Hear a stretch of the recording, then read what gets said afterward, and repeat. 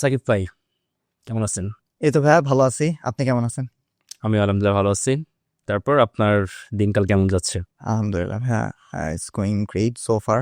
আলহামদুলিল্লাহ সব সবকিছুই আসলে পারফেক্টলি। লাইফটা কখনোই পারফেক্ট না, বাট স্টিল আমি যতটুক পাস করতেছি 24/7, আলহামদুলিল্লাহ it's great with my family, with my work. আপনি মেইনলি কতদিন ধরে রিমোট জবের সাথে connected? It's been like 5 years, 5 বছর ধরে আমি রিমোট জবের সাথে আছি। সো বেসিক্যালি রিমোট জবের কালচারটা যখন থেকে স্টার্ট হয়, সো আমরা যদি ধরি এই কালচারটা স্টার্ট হয়েছে হচ্ছে যে কোভিডের পরের থেকে ম্যাসিভলি। সো তার কোভিডের পরের থেকে আমার এখন পর্যন্ত যতগুলা career and everyone is like আমি রিমোটলি জব করছি, মোস্টলি দেশের বাইরে? মোস্টলি দেশের বাইরে। কোন কোন প্রতিষ্ঠানে করা হয়েছে জব?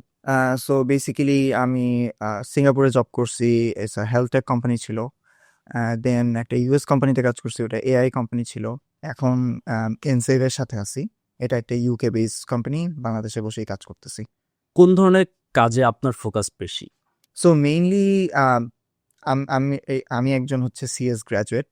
হ্যাঁ, আমার ডেটা সায়েন্স নিয়ে পড়াশোনা শেষ করছি। শেষ করার পরে যখন হচ্ছে আমি ফার্স্ট জবে ঢুকি, তখন আমার কাছে হচ্ছে যে আমি ডেটা সায়েন্টিস্ট হিসেবে কাজ করতাম।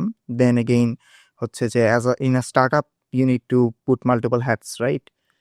সো তখন হচ্ছে যে বিজনেস লাইনেও অনেক কিছু ঘাটাঘাটি করা হয়েছে, বিজনেস লাইনে কাজ করা হয়েছে। ওখান থেকে আসলে বিজনেস লাইনের ইন্টারেস্টটা শুরু আমার ফার্স্ট ক্যারিয়ারে ঢোকার পরে। Then I shifted to business and growth, business development, strategy, this sort of thing. যদিও আপনি এখন এনসেভে আছেন, আমরা ডিটেলসে পরে জানবো, বাট রাইট নাও আপনি এনসেফে কি কি দায়িত্বে আছেন? সো এনসেভে আমি গ্রোথ লিড হিসাবে আছি। So growth lead Bangladesh. So বাংলাদেশে এনিথিং এভরিথিং হচ্ছে যে আমার দায়িত্বে। সো এখন একটা বিজনেসকে এক্সপ্যান্ড করার জন্য একটা দেশে যা যা লাগে, এটা হইতে পারে আমার মেইন কোর হচ্ছে যে বিজনেস স্ট্র্যাটেজি বিল্ড করা, বিজনেস কীভাবে গ্রোথ করা যায় ওটাকে আনা, hiring as well as like all sort of support and everything, মানে মানুষের সাথে কথা বলা। কারণ একটা বিজনেস গ্রো করার জন্য কিন্তু মানুষের সাথে কথা বলাটা অবভিয়াসলি ইম্পর্টেন্ট, রাইট? সো এই জায়গাটায় আসতেছে হচ্ছে যে আমার মানুষের সাথে কানেকশন, মানুষের সাথে কথা বলে ফিডব্যাক নেওয়া। সো ইচ অ্যান্ড এভরিথিং আমার আসলে গ্রোথ লিড হিসেবে কাজ করতে হয় এনসেভে। But it's part of the job. But এক একটা গ্রোথ লিড হইলে যে এই সবগুলা কাজ করতে হবে এরকম না। আমি অন্য জায়গায় যখন গ্রোথ লিড হিসেবে ছিলাম, ওখানে হয়তো বা আমাকে সেলস আর হচ্ছে যে বিজনেস ডেভেলপমেন্টের মধ্যে মেইনলি ফোকাস করতে হয়েছে। এনসেভে আসার পরে I need to put multiple hats. Bangladesh থেকে রিমোট জব মার্কেটটা গ্লোবালি কেমন? আপনার কাছে কেমন মনে হয়? যদি আমার কথা বলি, তাহলে আমি বলবো হচ্ছে ম্যাসিভ। এটা শুধু বাংলাদেশ না, রিমোট জবের কালচারটাই হচ্ছে যে if you have talent you'll hire, right? So basically যখন হচ্ছে যে আমার রিমোট জব শুরু হয়, তখন আমার কাছে মনে হয়েছে যে আসলে আমি বাংলাদেশে মানে এই গ্লোবাল পজিশনে আসার পরে, মানে এত মানুষজন সবাই হচ্ছে রিমোট চলে গেছে, মানে there are like people, there is a culture call remote job, তাহলে হোয়াই নট বাংলাদেশের বাইরে একটু ট্রাই করি, রাইট?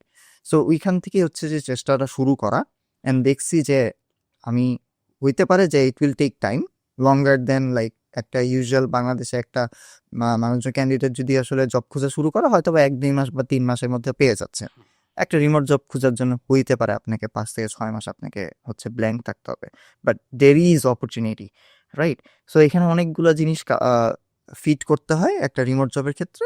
সো ওইসব জিনিস আমরা হয়তো পরবর্তীতে কথা বলবো, কিন্তু আলটিমেটলি বাংলাদেশ না, everywhere if you have talent, if you are good at something, then there is global opportunity for everyone, specially for Bangladesh.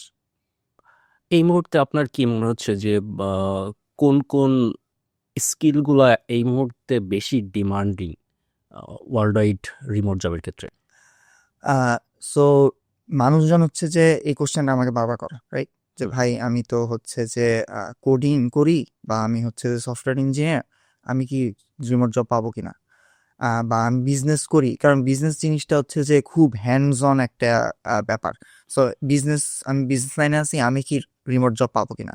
So basically প্রত্যেকটা রোলের জন্যই রিমোট জব ওপেন আছে। You need to find that path and need to go with get that route, right? So basically যেটা হয় আপনাকে যদি আপনি software engineer হন ওটারও জব আছে, আপনি যদি বিজনেসে কাজ করেন সেটারও কাজ আছে, আপনি যদি সেলসে কাজ করেন সেটারও কাজ আছে। এখন দেখা যাচ্ছে যে কাস্টমার সাপোর্ট যেই রোলটা, এই রোলটা গ্লোবালি অনেক বেশি পপুলার। কেন? তো ধরেন একটা ইউএস কোম্পানি, সে যদি ইউএসএ হায়ার করে, সো ওর টাইমিং হচ্ছে সকাল 10টা থেকে 6টা পর্যন্ত। ওখানে যতগুলো মানুষ কাজ করবে আসলে সকাল 10টা থেকে 6টা পর্যন্তই আসলে সাপোর্ট দিবে। কিন্তু একটা সফটওয়্যার কোম্পানির জন্য কিন্তু সাপোর্ট ক্যানট বি অনলি সকাল 10টা থেকে 6টা, রাইট? 24 hours। এখন এই 24 আওয়ার্সের জন্য তারা কি করে, তারা হচ্ছে গ্লোবালি হচ্ছে যে সাপোর্ট ইঞ্জিনিয়ার খুঁজে।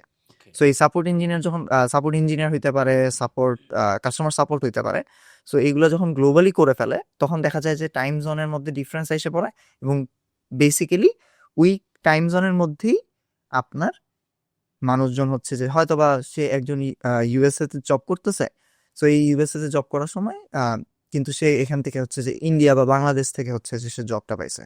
সো ওখানে যখন রাত, এখানে কিন্তু তখন দিন, রাইট? সে তখন এখানে বসে বসে কাজ করতেছে। সো কাস্টমার সাপোর্টেরও গ্লোবাল অপরচুনিটি আছে। এটা মনে করার কোনো কারণ নাই যে না আমি তো কাস্টমার সাপোর্ট, আমার তো কোনো স্কিল নাই। Customer support is a skill, মানে very important skill for a software company আর or any tech company, right? So এই জায়গাটার মধ্যে হচ্ছে যে anything and everything if you are good at it, আমি জাস্ট এই কথাটাই বলবো, যেটাই আপনি ভালো পারেন সেটার জন্যই আপনার মার্কেটে জায়গা আছে। আপনি যেটা বললেন যে কাস্টমার সাপোর্টে অনেক বেশি অপরচুনিটি আছে, বাট আমাদের এআই এর যুগে কাস্টমার সাপোর্ট তো অনেক ক্ষেত্রে এআই সলভ করতেছে। সেক্ষেত্রে কতটুকু এআই আসার ফলে কতটুকু চ্যালেঞ্জ ফেস করতেছেন? বেসিক ব্যাপারটা হচ্ছে এই জায়গাটায়, ফান্ডামেন্টালটা হচ্ছে যে এআই আসলে হইতে পারে 70% অফ দ্য টাইম সলভ করে ফেলতেছে। 30% যে সলভটা করতে পারতেছে হিউম্যান ইন্টারভেনশন, হিউম্যানের হ্যান্ডহোল্ডটা লাগবেই। হ্যাঁ, আসলে একটা কাস্টমার সাপোর্ট নিতে কেন আসছে? সে হয়তো বা কোনো প্রবলেম ফেস করছে, আর না হলে তার কোনো একটা জায়গায় যে সমস্যা হয়েছে বা সে পারতেছে না, হইতে পারে সে ইউটিউব দেখে ঠিক করে ফেললো, তার আর কোনো সাপোর্টেরই দরকার নেই। যদি কোনোখানে আটকায় যায়, তার আসলে এআই দিয়ে ওই জিনিসটা সলভ হয় না। এআই সব কিছু বুঝবে না। একটা সফটওয়্যার চালাইতে হলে there are like multiple things, right? হইতে পারে যে আপনার একটা জায়গায় স্টাক হয়ে গেছে, বাগ, সফটওয়্যারেরই bug, AI doesn't know that. Yeah. So ওখানে হচ্ছে যখন আমি বললাম যে ঠিক আছে আই নিড সাপোর্ট, তখন এআই এসে যদি আমাকে 10টা লাইন বলে, it's not like satisfying for me. Customer থাকবে না, রাইট? সো আমার কাস্টমারকে স্যাটিসফাই করার জন্য ইচ এন্ড এভরিথিং যা লাগবে সেটা করতে হবে। That's the basic idea, right? ওই জায়গাটায় মানুষের আসলে দরকার আছে। হ্যাঁ, আগে হয়তো বা 50 জনের দরকার হতো, এখন হয়তো 20 জনের দরকার আছে, বাট দরকার স্টিল আছে। এবং সেলসে অবভিয়াসলি সেলস তো আর এআই করতে পারে না সেভাবে। সেলসের জন্য তো হিউম্যান মাস্ট।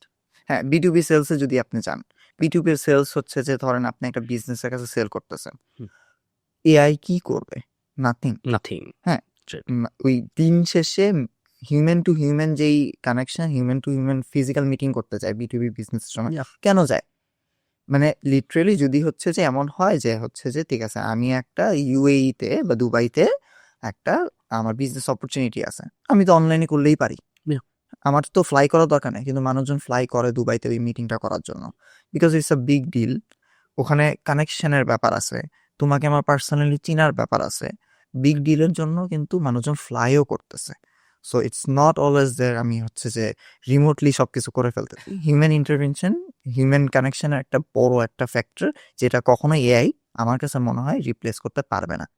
যদি আমরা ইউএস এর মার্কেট ধরি বা ইউরোপিয়ান মার্কেটগুলো ধরি, এই ইউরোপিয়ান বা ইউএস এর মার্কেটের যে কোম্পানিগুলো আছে তারা মোস্টলি কয়েকটা কারণে আমাদের সাউথ এশিয়ান রিমোট ওয়ার্কারদের অনেক বেশি ফোকাস দেয় যে ওকে ঠিক আছে আমরা কম টাকার ভিতরে তাদেরকে আমরা পাবো এবং তারা 24 আওয়ার্স কাজ করতে পারবে। তাদেরকে যদি বলা হয় তাদের টাইম ডে টাইমে কাজ করতে, সেটাও করবে, আবার নাইটেও কাজ করবে। সো আমাদের সাউথ এশিয়ান যারা এমপ্লয় আছে, যারা রিমোট জব করে, they are so hard working, প্রচুর হার্ড ওয়ার্ক করতে পারে। Talented and hard working. Talented আর হার্ডওয়ার্ক। সো ওই জায়গা থেকে আপনার কাছে কি মনে হয় যে সাউথ এশিয়ান অন্যান্য যে কান্ট্রিগুলো আছে, যেমন বিশেষ করে ইন্ডিয়া, পাকিস্তান, শ্রীলঙ্কা, তাদের সাথে আমাদের কি এই ব্যাপারে অনেক বেশি কম্পিটিশন? যেমন ফ্রিল্যান্স মার্কেট প্লেসে যেমন তাদের সাথে প্রচন্ড কম্পিটিশন। সো ওই জায়গা থেকে কি ইন্ডিয়া বা পাকিস্তান আমাদের ওয়ান অফ দ্য কম্পিটিটর? অবশ্যই, অবশ্যই, no doubt about it. India Pakistan competitor, Pakistan India competitor, Bangladesh Pakistan competitor, সবাই সবার কম্পিটিটর। এই পুরো দুনিয়াতে একটা কম্পিটিশনই চলতেছে যে কিভাবে আমি আরো বেটার পজিশনে যাব। হ্যাঁ, সো বেটার পজিশনে যাওয়ার জন্য আসলে India, Bangladesh, Pakistan doesn't matter, right? বাংলাদেশেও অনেক মানুষ আছে যারা হচ্ছে যে ইউএসএ তে যে জব করতেছে, ইউরোপের মার্কেটে যে জব করতেছে। হ্যাঁ, আসলে ওদেরকে কি ভিসা অপরচুনিটি দিয়ে নিয়ে যাওয়া হয়েছে হয়তো, বা তারা আসলে ওই জায়গায় রোল লিড করতে পারবে জন্যই হচ্ছে যে তাকে নিয়ে যাওয়া হয়েছে, রাইট? সো এখানে এমন না যে না আমি ইন্ডিয়া থেকেই নিব বিকজ আমি জানি ইন্ডিয়ারটা ভালো। ওয়ার্ল্ড ইজ নট লাইক হ্যাঁ। That anymore. হ্যাঁ, বেসিক্যালি যখন হচ্ছে যে আপনার কম্পিটিশনের কথা আছে, সো যেখানে হচ্ছে যে আমি যদি একটা নর্মাল কম্পারিজন করি বাংলাদেশ আর ইন্ডিয়ার মধ্যে, India is 10x bigger then us in Yep. Population, in volume, Talent, everything, সবকিছুই। রাইট? সো ওখানে যেটা দেখা যায়, ওখানেও যেই পরিমাণ পার্সেন্টেজের মানুষজন যেই কাজটা করতেছে এখানেও করতেছে। Yep. বেসিক কিছু প্রবলেম আছে বাংলাদেশে, সেটার মধ্যে একটা হচ্ছে যে ইংলিশ কমিউনিকেশন। ইংলিশ কমিউনিকেশনে আমাদের ছোট থেকে কখনো ফোকাস দেওয়া হয় না। আমরা বলি যে ইংলিশ মিডিয়ামে ভর্তি হলে মানুষজন ইংলিশ বলতে পারবে, নট লাইক দ্যাট। ওখানে বাংলাদেশে এখনো অনেক অনেক মানুষজন যারা হচ্ছে যে বাংলা মিডিয়ামে পড়ে বুয়েটে পড়ে, মানে এটা it's like a culture, right? Yeah. বাংলাদেশে বাংলা মিডিয়ামে পড়ে, বুয়েটে পড়ে, তারপরে ইউএসএ চলে যায়। ওরা কি ওখানে যে ইংলিশ বলতেছে না, মানে ফ্লুয়েন্টলি ইংলিশ বলতেছে, and they are doing great. So English কমিউনিকেশনটা আসলে বাংলাদেশ থেকে ইন্ডিয়া মাচ বেটার, অনেক আগায় আছে। এই জায়গাটা আমাদের একটু ফোকাস দেওয়া খুবই জরুরি, বিকজ ফার্স্ট থিং যেটা আসে সেটা হচ্ছে যে আপনার আসলে স্কিল সেট, সেটা জানার আগে আপনি আসলে আপনার সাথে আমি কমিউনিকেশন করে পারবো কিনা, যে ঠিক আছে ভাই আই নিড 1 2 3। আমি যদি, তুমি যদি নাই বুঝো 1 2 3 কি জিনিস, তাহলে আসলে তোমার সাথে আমি যতই তোমার স্কিল থাকুক তুমি বুঝবা না, কাজ করতে পারবো না। সো এই জিনিসটা যতটা, এই গ্যাপটা যতটা কমে আসবে তত বেটার। আরেকটা জিনিস হচ্ছে যে আমি যেটা মানে দেখছি পার্সোনালি, সো আমার কাছে মনে হয়েছে যে একটা বিদেশি ক্লায়েন্ট আসছে, মানে ভাই মাছ এফোর্ট দিতে হইব, মানে এরে আমার সবচেয়ে বেশি খুশি করতে হবে, আজকে আমি টাই কোট প্যান্ট পরে বসেছি। ওরা ক্যাজুয়াল পছন্দ করে, ওরা হচ্ছে যে আসলে আপনি কি সেটা পছন্দ করে। আপনার অনেকে আছে, যেমন পাকিস্তানে আমি অনেককে দেখছি যে যারা হচ্ছে যে শার্ট প্যান্ট পরতেই হচ্ছে কমফোর্টেবল। যারা শার্ট প্যান্ট পরতে কমফোর্টেবল তারা কিন্তু আসলে ওই জিনিসটা পরেও যদি বসে ওইটাতেই কমফোর্টেবল। আমি আর আজকে আপনি আর আমি হচ্ছে যে দুইজনই টি শার্ট করে বসছি বিকজ আমি এটাতে কমফোর্টেবল। তো যেই জিনিসটা, এই যে মানে অ্যাপিয়ারেন্স, যে জিনিসটা, এই জিনিসটার কথা বলতে চাচ্ছি। সো অ্যাপিয়ারেন্সটাও ম্যাটার করে। সো আপনি যখন নিজে কমফোর্টেবল, আপনি কথা বলতে পারবেন কমফোর্টেবলি। Yeah. আপনি মনে করার দরকার নাই যে না I need to wear shirt, I need to wear like tie, and ওইটার জন্য হচ্ছে যে আমাদের হচ্ছে যে মানে বেসিক্যালি আমার হচ্ছে মানে কি আমি আসলে বুঝাইতে পারবো, I am serious about it. You are showing at, you are putting much effort, like over effort যেটাকে বলা হয়, বুঝছেন? এই ওভার সেলটা need to stop. Oversell need to stop, must. Oversell করে কোনো চাকরি মানে জবও পাবেন না, কোনো কম্পিটিশনও পারবেন না। If you have the confident, you have the believe যে I can do it, then it's very much possible. ওই জিনিসটা হচ্ছে ভলিউম গেম। আপনি যেই কথাটা, মেইন কথাটা যেটা বলছেন যে ইন্ডিয়া, বাংলাদেশ, পাকিস্তানের সাথে ওই ভলিউম গেমটা আছে, বাট বাংলাদেশের মানুষ যেন যেরকম কাজ পাচ্ছে, ইন্ডিয়ার মানুষও সেরকম কাজ পাচ্ছে। এখানে হচ্ছে যে জিনিসটা হচ্ছে ওখানে হচ্ছে যে 10 জনের মধ্যে 8 জন কাজ পাইতেছে, এখানে 5 জনের মধ্যে 4 জন কাজ পাচ্ছে। আমি রিসেন্ট নিলয় ভাইয়ের সাথে একটা পডকাস্ট করছি, সেখানে আলোচনা করছিলাম যে আমি পার্সোনালি আমার একটা আইটি ফার্ম আমি প্রায় 7-8 বছর ধরে চালাচ্ছি। সো তারপরেও সাধারণ মানুষকে বললে বলে যে আমি ফ্রিল্যান্সিং করি কিনা, মানে আমি ফ্রিল্যান্সার। সো অ্যাকচুয়ালি আমি ফ্রিল্যান্সিং বহু আগে 15-16 সালের দিকে করতাম, তারপরে আর করি নাই। বাট তারপরেও মানুষজন মনেই করে যে আইটিতে বিজনেস করা মানেই ফ্রিল্যান্সিং করা, এরকম একটা ধারণা আছে। তো এছাড়াও সেটা সেটা তো গেল যারা একদমই নলেজ কম, তারাই এই ধরনের কথা বলবে। বাট যাদের অ্যাকচুয়ালি নলেজ আছে বা শিক্ষিত, তাদের কাছেও কিন্তু একটা কনফিউশন থাকে যে ফ্রিল্যান্সিং এবং রিমোট জব দুইটাকে সেম মনে করে। আচ্ছা, সো এইটার অ্যাকচুয়ালি মেজর ডিফারেন্সটা কি, এটা যদি আপনি বলতেন। সো মেজর ডিফারেন্স ইজ মানে খুবই খুবই মানে সিম্পল, ঠিক আছে? সো আপনি যখন ফ্রিল্যান্সিং করতেছেন, it can be market place, it can be outside market place. আপনি আসলে একটা ক্লায়েন্টকে একটা সার্ভিস দিতেছেন, ক্লায়েন্ট শেষ খুশি, হয়তো বা টেস্টিমোনিয়াল দিল, you move to another client. আপনি হচ্ছে যে এই ক্লায়েন্টের জন্য আপনি আরেকটা ক্লায়েন্ট যতক্ষণ না পাচ্ছেন ততক্ষণ পর্যন্ত ইউ আর স্টাক। আরেকটা ক্লায়েন্ট পাইছেন, কাজ করা শুরু করলেন, কাজ ডেলিভার করলেন, এগেইন ওই সেম ফেজের মধ্যে এসে পড়লেন। হইতে পারে যে এখান থেকে আপনার কিছু ক্লায়েন্ট পার্মানেন্ট হয়ে গেল, হুম। কিন্তু still you are providing for a company in a service basis. হ্যাঁ, আপনাকে আজকে বলতেছে যে আপনি আসলে ওয়েবসাইট যেটা বানাই দিয়েছো সেটা মেনটেনেন্স করো, মেনটেনেন্স করে যাচ্ছেন 6 মাস পরে মনে হইতে পারে যে আসলে মানে একটা কোম্পানি মনে হইতে পারে যে আসলে আমার আসলে মেনটেনেন্সের দরকার নাই, বা যেই মেনটেনেন্সটা আছে ওইটা হয়তো বা আমি আরেকজন এখানে ছোটখাটো একজন মানে নিজেও লার্ন করতে পারে, হয়তো বা যে বিজনেস ওনার ও বলছে যে ঠিক আছে এটুকু আমি টুকিটাকি শিখে ফেলছি, যা লাগবে আমি করে ফেলবো। Yeah. আপনার কন্ট্রাক্ট শেষ, you're done, you shift to another one, যেখানে হচ্ছে যে আপনি আবার কাজ করা শুরু করছেন। This is what freelancing look like. হ্যাঁ, মার্কেট প্লেসেও সেম, কাজ দিছে, কাজ ডান, মাইলস্টোন শেষ, টাকা পে করছে, শেষ।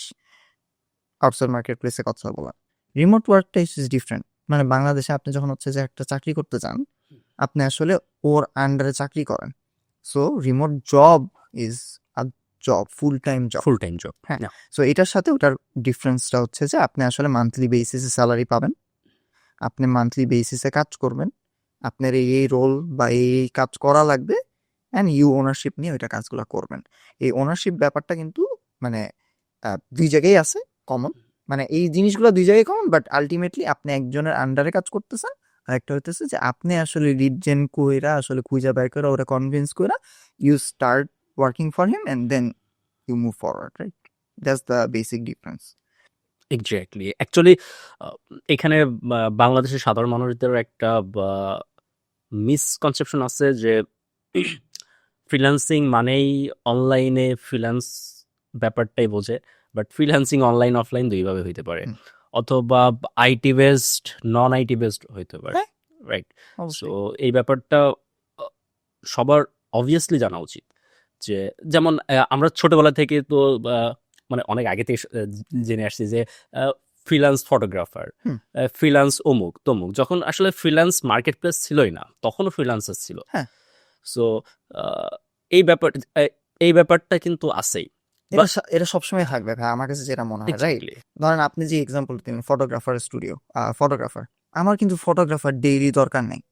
আমার একটা ইভেন্ট আসতেছে, আমার বিয়া, অবশ্যই আমার ফটোগ্রাফার দরকার। আমি তো হচ্ছে যে ওরে 6 মাসের জন্য হায়ার করে রাখি নাই যে আমারে ওই দিনের জন্য তোমার হচ্ছে যে শুট করে দিতে হবে, এই জন্য তুমি আমার সাথে 1 বছরের জন্য কাজ করো। It's not like that, right? আপনার ওই দিনের জন্য লাগবে, আপনি বলছেন যে ঠিক আছে আই নিড আ ফটোগ্রাফার, আমি ফটোগ্রাফার হায়ার করলাম। আমরা আজকে এখানে বসে আছি, আপনি এই স্টুডিওতে বসে আমরা হচ্ছে যে একটা ভিডিও শুট করতেছি, রাইট? এটাও আপনার আজকে দরকার, আপনি আজকে হায়ার করছেন ওকে, ওকে এটার জন্য পে করবেন, দেন হচ্ছে যে ইটস অল ডান, রাইট?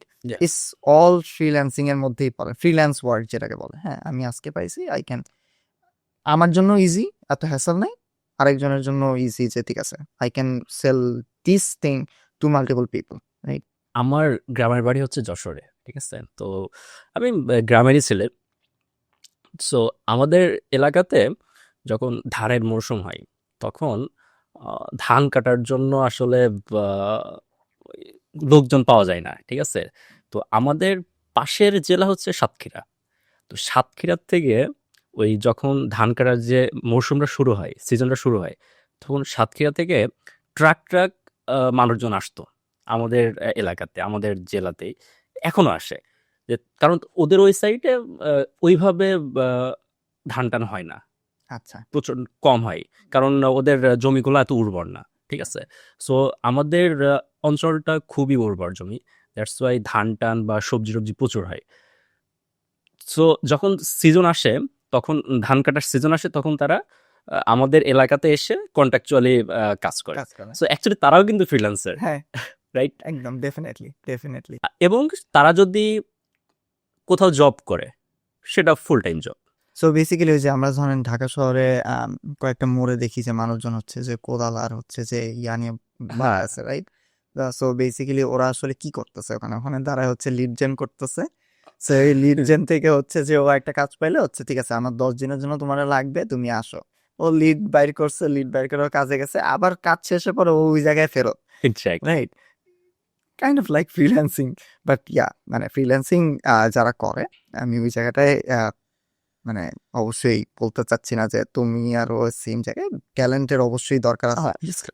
ওই যারা হচ্ছে যে রাস্তায় বসে লিড জেন করে হচ্ছে যে হয়তোবা হাতে বা দিনমজুর যেটা করতেছে যেটা আমরা বলি, সেটা সেটা যেমন হচ্ছে যে একজন হচ্ছে যে যে এসিও করে বা হচ্ছে যে ওয়েব ডেভেলপমেন্ট করে তার জন্য যেমন পসিবল না, আবার যে ওটা করে তার জন্য ওটা পসিবল না। ট্যালেন্ট ভিন্ন ভিন্ন হইতেই পারে, বাট আমরা হচ্ছে ফ্রিল্যান্সিং এর কথাটা বলা আমরা তো ফ্রিল্যান্সিং বলি বা রিমোট জব বলি, অ্যাকচুয়ালি এই মুহূর্তে যারা বাংলাদেশে থেকে ওয়ার্ল্ড ওয়াইড কাজ করতেছে তাদেরকে নিয়ে আপাতত আমরা আলোচনা করতেছি। সো বাংলাদেশ থেকে যারা অ্যাকচুয়ালি রিমোট জব করতেছে, তাদের মান্থলি এভারেজ কেমন ইনকাম করে বা স্যালারি কেমন হয় বলে আপনার মনে হয়?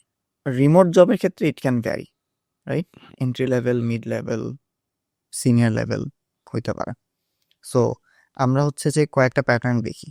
সো আপনি যদি আসলে মানে চিন্তা করেন যে ঠিক আছে আমি রিমোট জব করতেছি বাইরের কোনো একটা কোম্পানিতে, তার মানে হচ্ছে যে আমি আজকে ইউনিভার্সিটিতে পাস হইলাম, আমার বাংলাদেশে হয়তো বা আমি ম্যাক্স 50-60 হাজার বা 30 থেকে 50 হাজার টাকা বেতন পেতাম যদি হুম। ভালো কোম্পানি হয়।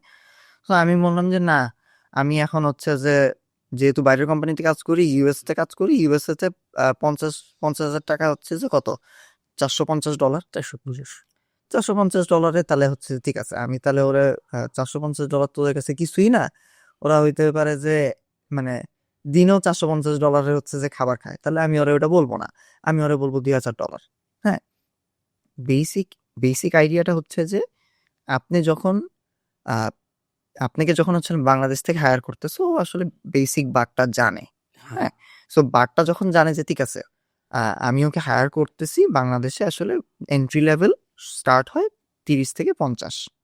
সো আমি যদি ও যদি খুবই ভালো হয়, আমার কাছে যদি মনে হয় যে না entry level but is good, communication ভালো, ট্যালেন্ট আছে, কাজ করছে, এবং আমার কাছে মনে হয়েছে ভাইব ম্যাচ করে, তাহলে আমি ওকে হায়ার করব। কিন্তু আমি ওকে মানে তুমি কখনো এক্সপেক্ট করবা না মানে যে আসলে মানে জবের জন্য অ্যাপ্লাই করছে তার এক্সপেক্ট করা উচিত না যে না আমি $2,000 চাবো।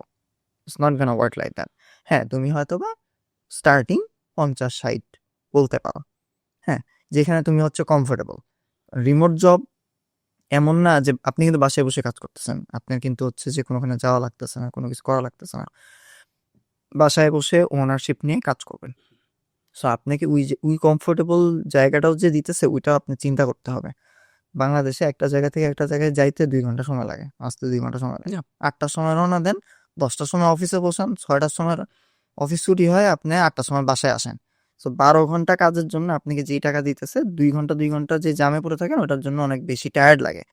সেখানে আপনাকে বলতেছে যে ঠিক আছে তুমি আমি 9:30টায় ঘুম থেকে উঠবো, 10টার সময় ল্যাপটপ নিয়ে বসবো, আমার কাজ শুরু, রাইট?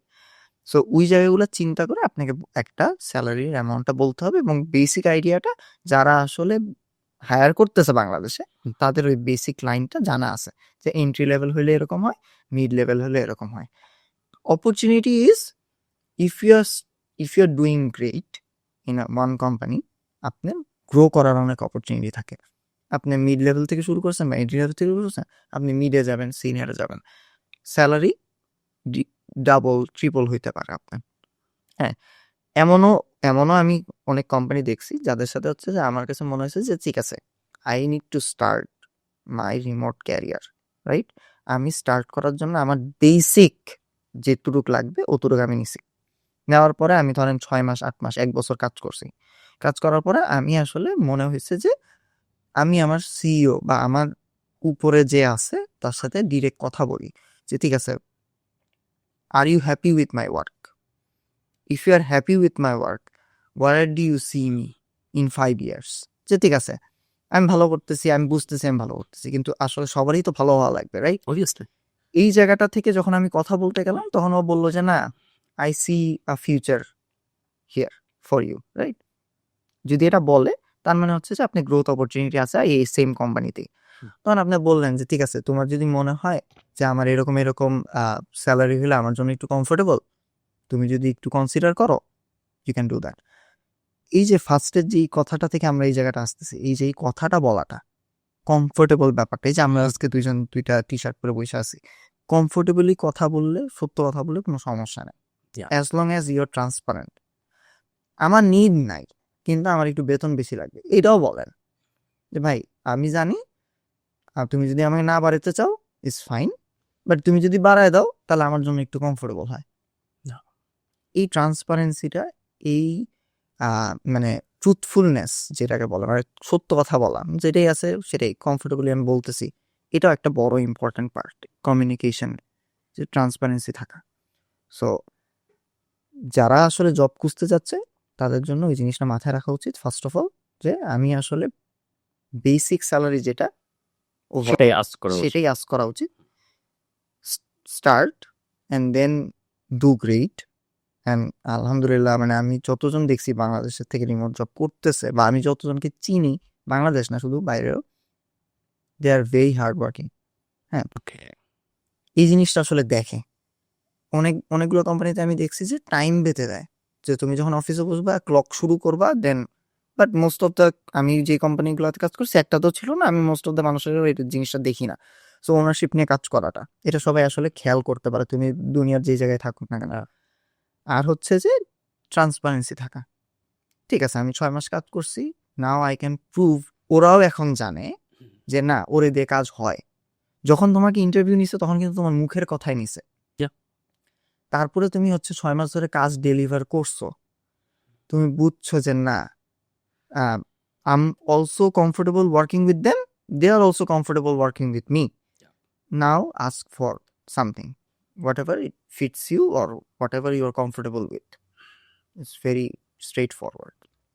তাহলে আমরা ধরে নিতে পারি যে কেউ যদি এন্ট্রি লেভেল, অর্থাৎ কেবল শুরু করতেছে, তার হায়েস্ট 500 টু 700 700 এরকম আস্ক করা উচিত। জি। তারপর আপনার মিড লেভেল থেকে যখন সিনিয়র লেভেল যায়, তার রেঞ্জ হতে পারে 2000, 1200 1200, 1500, 1500 1200। বা সিনিয়র লেভেল পর্যন্ত 5000, সিনিয়রে অনেক, 5 টু এটা ইট ক্যান ভ্যারি। হ্যাঁ, এখানে আপনি যদি হচ্ছে যে কর্পোরেট রিমোট জবগুলো করেন, it can go up to 100K year. Okay. Monthly ধরেন $10,000 হইতে পারে, ডাজেন্ট ম্যাটার। যদি সিনিয়র চলে যান তার মানে হচ্ছে যে আপনি মোটামুটি 3-4 বছর আছেন, বা you proven yourself in your past career, যে ঠিক আছে ভাই I'm the guy you need. হ্যাঁ, হইতে পারে এমন একটা, ওই যে প্রম্পট ইঞ্জিনিয়ারিং হঠাৎ করে যে এত হইলো, সো প্রম্পট ইঞ্জিনিয়ারিং কিন্তু দুনিয়াতেই কম। আসলে যারা ভালো তারা আসলে ওই জিনিসটা আস্ক করতে পারে।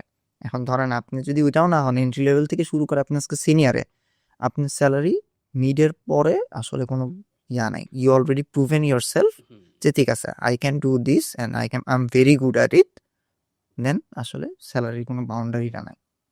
আবার স্কিল সেটের উপর ডিপেন্ড করে। অবশ্যই অবশ্যই কাস্টমার সাপোর্টকে অবশ্যই $10,000 দিবে না। আপনি যেহেতু এনসেপের বাংলাদেশের একজন লিডিং পজিশনে আছেন, সো এনসেপ সম্পর্কে জানার আগে আমি একটু আপনার সম্পর্কে জানতে চাই, যে আপনার ব্যাকগ্রাউন্ড, আপনার এডুকেশন ব্যাকগ্রাউন্ড বিশেষ করে, দেন আপনি কোথায় কোথায় জব করছেন, এই ব্যাপারগুলা একটু ডিটেলসে যদি বলতেন। কোথা থেকে শুরু করবো? সো বেসিক্যালি জিনিসটা এরকম যে আমি এখন এনসেভে আছি অ্যাজ এ গ্রোথ লিড, কিন্তু আমার স্টার্টিংটা কিন্তু মানে একদম খুবই সাদামাটা নর্মাল। রাইট? ওকে। এখানে আসলে আপস অ্যান্ড ডাউনস আছে, অনেক কিছু আছে। আমি যদি হচ্ছে যে একদম স্টার্টিং থেকে শুরু করি, আমার স্কুল কলেজ হচ্ছে যে ঢাকা রেসিডেন্সিয়াল মডেল কলেজ। আমি হচ্ছে যে এসএসসি এইচএসসি দিছি 12-14, খুব বেশি বছর বয়স না। হ্যাঁ, সো আমি কিন্তু বাংলা মিডিয়ামের স্টুডেন্ট, বাংলা মিডিয়ামে পড়ছি স্কুলেও কলেজেও, অ্যান্ড সায়েন্স ব্যাকগ্রাউন্ড ছিল। সো আমি খুব ভালো স্টুডেন্টও না। আচ্ছা। আমি খুব ভালো স্টুডেন্টও না। সো বেসিক্যালি যেটা হয়, ভালো স্টুডেন্ট না হলে বাংলাদেশে এইচএসসি পরে যখন যে যুদ্ধটা শুরু হয়, অ্যাডমিশন যুদ্ধ যেটা আমরা বলি, হুম। এই অ্যাডমিশন যুদ্ধে আমি আমার মানে বাংলাদেশের প্রত্যেকটা ফ্যামিলির প্যারেন্টসরা যেটা চায়, বাবা মা যেটা চায় যে আমার ছেলে ডাক্তার হবে, আমারও একটা ইচ্ছা ছিল। হ্যাঁ, ডাক্তারি পেট কাটলেই হচ্ছে যে টাকা আসে, চোখ দেখলেই টাকা আসে, সারা জীবন দেখছি। চশমা চশমা দেখতে গেছি, যে ঠিক আছে, একটু কি জানি দেখলো মাইক্রোস্কোপ দিয়ে, বাস টাকা নিয়ে নিল। ঠিক আছে, তাহলে এই লাইনে টাকা আছে, আচ্ছা আমি ডাক্তারি পড়বো।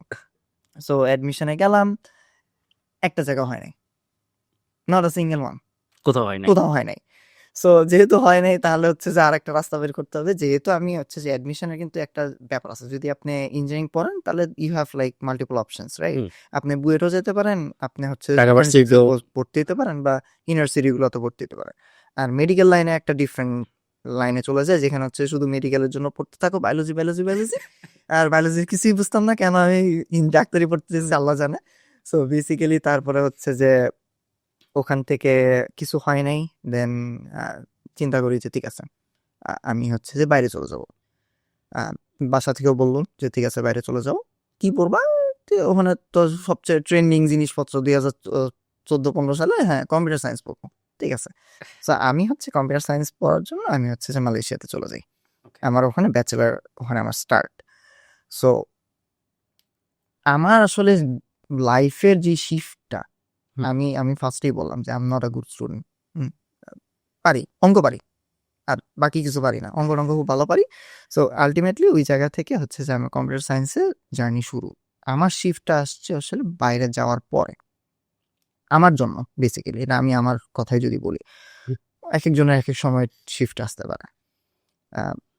সো আমি মালয়েশিয়াতে গেলাম। মালয়েশিয়াতে যে আমি হচ্ছে যে মাল্টিমিডিয়া ইউনিভার্সিটি কম্পিউটার সায়েন্সে পড়াশোনা স্টার্ট করলাম। ইট ওয়াজ গ্রেট, আলহামদুলিল্লাহ। সো আমি সবসময় আমার কাছে মনে হয়েছে যে I need to provide my family, I need two B my self, right? আমি আমার মতো করতে হবে, যেন ধরেন আমি হয়তো বাসা থেকে হয়তো বা আমার মানে টিউশন ফিস আমি দিতে পারতেছি না, হুম। ওইটা হয়তো বা আমার বাবা মাকে দিতে হবে। কিন্তু আলটিমেটলি যেই মানে লাইফস্টাইল যেটা মেনটেন করতেছি বা ঘোরাঘুরি করতেছি, মালয়েশিয়াতে ঘোরাঘুরি is not expensive, but somewhere খরচ তো এক্সপেন্সিভ, রাইট? লাগেই। খরচ তো লাগবেই। সো আমি এই টাকাটা হচ্ছে যে অ্যাটলিস্ট বাসা থেকে আনা বন্ধ করি, আমি কাজ করা শুরু করবো এখানে। ইন্টারেস্টিংলি ওখানে যে আমার হচ্ছে যে আমার একটা ফ্রেন্ডের সাথে পরিচয়, মানে উই আর স্টিল ক্লোজ। হ্যাঁ, ওর সাথে পরিচয় হয়েছে, ভেরি হার্ড ওয়ার্কিং গাই, ভেরি হার্ড ওয়ার্কিং গাই। ওর সাথে যে পরিচয় হওয়ার পরে আমি বুঝলাম যে ঠিক আছে, তুই কি করিস আসলে 3 রাত 24 ঘন্টা? ভাই ও ক্লাসেও আসে না। হ্যাঁ, ও আমার সাথে আসে, ক্লাসে আসে না। ও কি করে? ও চাকরি বাকরি করতেছি। আমি যে কি চাকরি করস? ও হচ্ছে যে মালয়েশিয়াতে একটা বিজনেস আছে, সেটা হচ্ছে যে রেন্টে কার বিজনেস। হ্যাঁ, সো গাড়ি থাকে একটা মানুষের হয়তো 10টা বা 15টা। মানুষজন টুরিস্টরা তো অনেক আসে, এসে হচ্ছে যে গাড়ি রেন্ট নেয়, রেন্ট নিয়ে চলে যায়। সো অফিস থাকা লাগে একটা, অফিসে যেখানে হচ্ছে যে মানুষজন হচ্ছে যে আসে, কথা বলে, একটা গাড়ি নিয়ে চলে গেল, ওই যে ড্রাইভিং লাইসেন্স, পাসপোর্ট এগুলো রাখতে হয়। তো আমার বললো যে আমি তো 24 ঘন্টা কাজ করতেছি, আমি তো পড়াশোনা করতে পারতেছি না, তাহলে হাউ অ্যাবাউট তুই একটা শিফট নে। হ্যাঁ, আচ্ছা। তো আমি বললাম যে হ্যাঁ নিলাম। কখন? বলে, তুই রাত্রে 12টার সময় বসবি, 6টা পর্যন্ত থাকবি। যে ওকে ফাইন, ভেরি গুড। আমিও খুশি। সো ও হচ্ছে একটা যে জবের ব্যবস্থা হ্যাঁ, হয়ে একটা গেল। জবের ব্যবস্থা হয়ে গেল, রাইট? সো আমি হচ্ছে যে ফার্স্টে হচ্ছে রেন্ট কারের ওই জায়গায় যে বসলাম, যে ঠিক আছে। মানুষজন আসতো রাত্রে, হয়তো রাত্রে বেশি হইতো না, হয়তো 3টা বা 4টা, বাট ওই সময় হচ্ছে একজন থাকা লাগবে। So I was the one who's like serving that company. এটা আমি প্রায় 6 মাসের মতো করলাম। দেন হচ্ছে যে আমার একটা হাতে বড় একটা অপরচুনিটি আসলো, আলহামদুলিল্লাহ। আসলে এটা বলবো যে আল্লাহ নিজের হাতে দেওয়া। সো বেসিক্যালি আমি হচ্ছে যে টেলিকম মালয়েশিয়ার জন্য কাজ করছি প্রায় 3 বছর। ওকে। সো টেলিকম মালয়েশিয়া হচ্ছে যে বাংলাদেশে ধরেন যদি বলি, টেলিকম মালয়েশিয়া হচ্ছে যে বিটিসিএল। বিটিসিএল বা হচ্ছে যে জিপি বা এরকম টাইপের একটা প্রোভাইডার, যারা হচ্ছে যে মালয়েশিয়াতে টেলিকম গভর্নমেন্ট। হ্যাঁ telecom one of the biggest, হ্যাঁ। রাইট? সো ওদের কাছে আমার একটা জব অপরচুনিটি আসলো যে পার্ট টাইম, বিকজ মালয়েশিয়াতে আপনি গভর্নমেন্ট জব করতে পারবেন না if you are foreigner full time.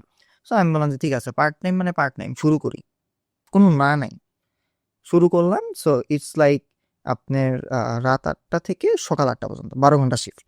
হ্যাঁ 2টা শিফটে ওরা কাজ করে, সকাল 8টার সময় আমরা যখন বেরিয়ে যেতাম আর একটা শিফট ঢুকতো ওটা। সো আমি 12 ঘন্টা হচ্ছে যে কাজ করা শুরু করলাম। লাইক আলহামদুলিল্লাহ the pay grade was so high. হ্যাঁ আমার চলার জন্য খুবই ভালো ছিল। সো জিনিসটা যেটা হয়েছে যে আমি যেটা করতাম, ক্লাস করতাম সকালে, ধরেন আমি সকালবেলা ক্লাস নিতাম না, আমি হয়তো 10টার সময় ক্লাস নিতাম বা 11টার দিকে ক্লাস নেওয়ার চেষ্টা করতাম, অনেক সময় হইতো না। সো 8টার সময় চলে যেতাম টিএমে, টেলিকম মালয়েশিয়াতে কাজ করতাম, 8টার সময় বাসায় আসতাম, হয়তো বা যদি ক্লাস না থাকতো 2 ঘন্টা ঘুমাইতাম, 2 ঘন্টা ঘুমাই ক্লাসে যেতাম, ক্লাসে যেয়ে ঘুমাইতাম। এবং আমার সব প্রফেসররা জানে যে ও কাজ করে সারা রাত, এবং ও সবার মানে লাস্টে ঢুকবে ক্লাসের মধ্যে, ঢুকে ফার্স্ট বেঞ্চে বসবে, বসে ওখানে ঘুমাবে। কিন্তু আলহামদুলিল্লাহ যে জিনিসটা হয়েছে কি, মানে মানে আমি এই জিনিসটা শিখছি, এই জিনিসটা আমি হচ্ছে যে আপনার অডিয়েন্স সবাইকে আসলে এই ভিডিওর মাধ্যমে বলতে চাই। আসলে জিনিসটা হচ্ছে যে ট্রান্সপারেন্সি, ট্রুথ, এই জিনিসটা খুব ইম্পর্ট্যান্ট। আমি আমার টিচারদের কাছে খুবই ভালো, এখনো আমার মানে আমি যদি এখন ফোন দিই আমার ডিনকে, সে এখন ফোন ধরবে। হ্যাঁ তার সাথে আমার রিলেশনটা ওই রকম। আমি ফার্স্ট দিন যে বলছি যে ম্যাডাম কি লাগবে আপনি আমারে বলেন, আমি সব কিছুই করবো, কিন্তু আমার এইটা আছে, আমার এটা করতে হবে 8টা থেকে 8টা, মাঝে মাঝে যদি ডিলে হয় আপনি কিছু মনে নিয়েন না। কম্পিউটার সায়েন্স ডিপার্টমেন্টের যতগুলো টিচার আমাদের লেকচারে যতজন হচ্ছে যে ক্লাস নিয়েছে সবাই জানতো যে ও রাত্রে কাজ করে আসছে, এখন একটু ঘুমাবে। কিন্তু আলটিমেটলি আলহামদুলিল্লাহ চেষ্টা করছি যে মানে অবশ্যই আপনি ফেল করলে তো আপনাকে একটা ইউনিভার্সিটিতে রাখবে না। হ্যাঁ, সেটাই। আমার সিজিপিএ খুব একটা খারাপ না, আলহামদুলিল্লাহ অ্যাবভ দ্য এভারেজ, এভারেজ না এভারেজ চেয়েও ভালো। হ্যাঁ এটা এতটা খারাপ অবস্থা, বাট আমি চেষ্টা করছি সেটা হচ্ছে যে 8টার পরের থেকে এসে ক্লাসে যতটুকু টাইম ঘুমাইলাম বা ক্লাস করলাম ওই টাইমটা খুব মনোযোগ দিয়ে শেষ করতাম, তাহলে হচ্ছে যে আমার বাসায় যে আমি জানি যে আরো 2 ঘন্টা ঘুমাইতে পারবো, নাহলে আমার ওইটা নিয়ে আবার পড়াশোনা করতে হবে। তো আলটিমেটলি এইভাবে হচ্ছে যে আমার লাইফের আসলে মানে জিনিসটা শুরু, যে হাসেল যে ব্যাপারটা, যে ঠিক আছে ভাই আমার এখন দৌড়াইতে হইব, এখনই আমার সময়, দৌড়াই পরেরটা পরে চিন্তা করবো। এই জায়গাটা থেকে আমি আসলে যেটা শিখলাম সেটা হইতেছে যে যতক্ষণ পর্যন্ত তুমি ট্রান্সপারেন্ট, যতক্ষণ পর্যন্ত তুমি very honest about your stuff what you are doing, and যদি হাসেল করতে পারো there is a way you can মানে মানে বুঝা ফেলবা, মানে জিনিসটা কি ম্যাটার করে যে আসলে কোন লাইনে কেমনে কথা বলতে হয়, এই জিনিসটা আমি ধরা শিখছি ওখানে যাই। সো আমি এক এক জায়গায় যে এক এক রকম অ্যাটিটিউড, এক এক রকম কথাবার্তা, এক এক রকম, একজনের সাথে আমি আরো 10টা মানুষকে চিনছি, 10টা মানুষের সাথে আরো বেশি কানেকশন বিল্ড হয়েছে। কানেকশন থাকা ইজ ভেরি ইম্পর্টেন্ট, রাইট? সবকিছু পরে হচ্ছে যে আমার যখন ইউনিভার্সিটি শেষ তখন আমি মানে আমার একটু হোম সিকনেস অনেক বেশি, সো আমি বাংলাদেশে ফেরত আসছি। বাংলাদেশে ফেরত আসলাম 2019-এ। Then I started my own startup. আমার ফার্স্ট স্টার্ট আপ আমি শুরু করছিলাম। আমি কি ধরনের স্টার্টআপ? সো এটা হচ্ছে যে ride sharing, but not for আপনার আমার জন্য, ইটস অনলি ফর অ্যাম্বুলেন্সেস। হ্যাঁ সো আমি যে দেখলাম যে মানে আমার বেসিক্যালি এই জিনিসটা স্টার্ট হয়েছে হচ্ছে যে আমার একটা ফ্রেন্ড, তার মা রাত্রে 2টা না 1টার সময় হচ্ছে যে হার্টে ব্যথা শুরু হয়েছে, মানে তখন হচ্ছে যে তাকে বলা হলো যে অ্যাম্বুলেন্সে করে এখন হসপিটাল নিতে হবে। সো সে থাকে হচ্ছে নারায়ণগঞ্জে। আন্টিকে নেওয়ার জন্য তার হচ্ছে একটা বড় হ্যাসেল হয়েছে যে একটা অ্যাম্বুলেন্সে কইরা ঢাকায় নিয়ে আসা, কারণ নারায়ণগঞ্জের মতো জায়গায় ভালো হসপিটাল নাই। So both of us started this company call দ্রুত। এটা হচ্ছে অ্যাম্বুলেন্স সার্ভিস। আপনি অ্যাপের মধ্যে হচ্ছে যে রাইড শেয়ার করলে আশেপাশে যতগুলো অ্যাম্বুলেন্স আছে সবাই পেয়ে যাবে, যে যদি নিতে চায় সেটা নিতে পারে। সো আমি চলে গেলাম ঢাকা থেকে নারায়ণগঞ্জে যে আমাদের ওই বিজনেসটা স্টার্ট করলাম, and it was going great আলহামদুলিল্লাহ। অ্যান্ড দেন মনে হয় 8 মাস না 9 মাস পরে বাংলাদেশ সরকার হচ্ছে 999 স্টার্ট করলো। স্টার্ট। সো যখন 999 স্টার্ট করলো তখন আমি বুঝছি যে না, this is not gonna sustain. 999 will be the main contract to ambulance and other emergency services. So doesn't make sense আমার দ্রুত কন্টিনিউ সাস্টেন করা। করবে না। হ্যাঁ, সো তখন আমি হচ্ছে যে ঠিক আছে, let's stop this, now look for a job, right? So then আমি হচ্ছে যে গেজ টেকনোলজিতে ছিলাম অ্যাজ আ ডেটা সায়েন্টিস্ট হিসেবে। আমি ওখানে ওইটা দিয়ে স্টার্ট করছি। সো অ্যাজ আ আমি হচ্ছে যে কম্পিউটার সায়েন্স গ্র্যাজুয়েট, ডেটা সায়েন্সে হচ্ছে যে আমার হচ্ছে যে মেজর। আমি ডেটা সায়েন্স পড়ে ওখানে কাজ করা শুরু করলাম। গেইজে হচ্ছে যে যেহেতু একটা স্টার্ট আপ, এখানে হচ্ছে যে বারবার যে জিনিসটা বলতেছি মাল্টিপল হ্যাটস করতে হয়, পড়তে হয়, সেটার জন্য ওখানে আমি বিজনেস লাইনে হচ্ছে যে আস্তে আস্তে কাজ করা শুরু করি। আচ্ছা। বিজনেস লাইনে কাজ করছি, সেলে কাজ করতেছি, কাস্টমারের সাথে কথা বলতেছি, বিজনেস টু বিজনেসের সাথে ডিল পার্টনারশিপের জন্য কথা বলতেছি। কথা বলে আমার কাছে মনে হয়েছে যে আমার এই ফেস টু ফেস ইন্টারাকশনটা খুব ভালো লাগে। ডেটা সায়েন্টিস্ট বা কম্পিউটার যারা কোডিং করে, সফটওয়্যার ইঞ্জিনিয়ার যারা, তারা বেসিক্যালি হচ্ছে যে ল্যাপটপের সামনে ওদের মেইন ইন্টারাকশন।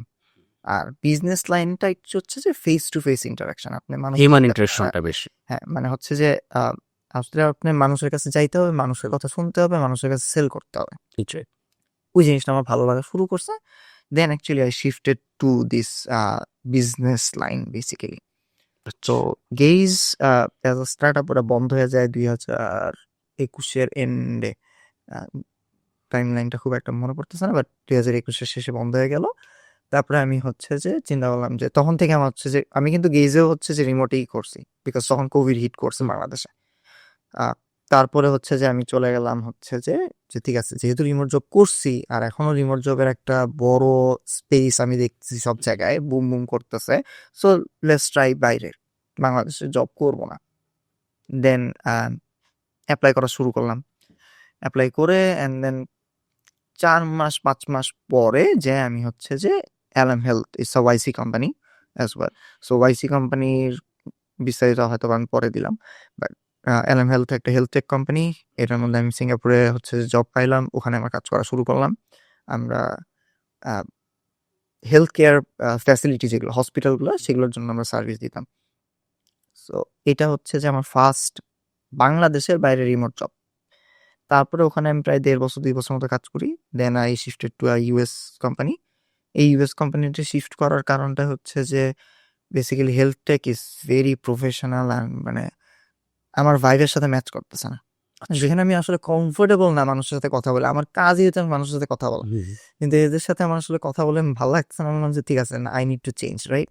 আর তখন হইতেছে এআই হচ্ছে যে এপার ওপার, চ্যাট জিপিটি আসছে, এটা আসছে, ওইটা আসছে, এভরিথিং ইজ গোয়িং গ্রেট। আমি বলতেছি যে আমি আসলে এআই জায়গা থেকে আসলে অনেক পিছায় যেতেছি। এই বাবলটা অলরেডি শুরু হয়েছে, এই বাবলের বাইরে আনি। সো যেহেতু বাবলের বাইরে, সো বাবলের মধ্যে ঢোকার চেষ্টা করি। সো আমার টার্গেটই হইতেছে এবার এআই একটা কোম্পানিতে জব করবো। সো তারপরে আমি আমার এআই কোম্পানিতে ইউএস বেস, এটা একটা কোম্পানি, ওইটাতে জয়েন করলাম। ওখানে আমি প্রায় 1.5 বছর মতো ছিলাম। ওইটা তারপরে হচ্ছে যে they actually not stop the company, but মানে শাটডাউন করে নাই, বাট আলটিমেটলি হচ্ছে যে ওরা হচ্ছে যে অনেক স্লো ডাউন করে ফেলছে প্রসেসটা। আমার কাছে মনে হইতেছিল এখানে গ্রোথ অপরচুনিটি নাই। সো গ্রোথ অপরচুনিটি যেখানে নাই, সেখানে আসলে বাড়ার আমার গ্রোথের জায়গাটা হচ্ছে থেমে যেতেছে, রাইট?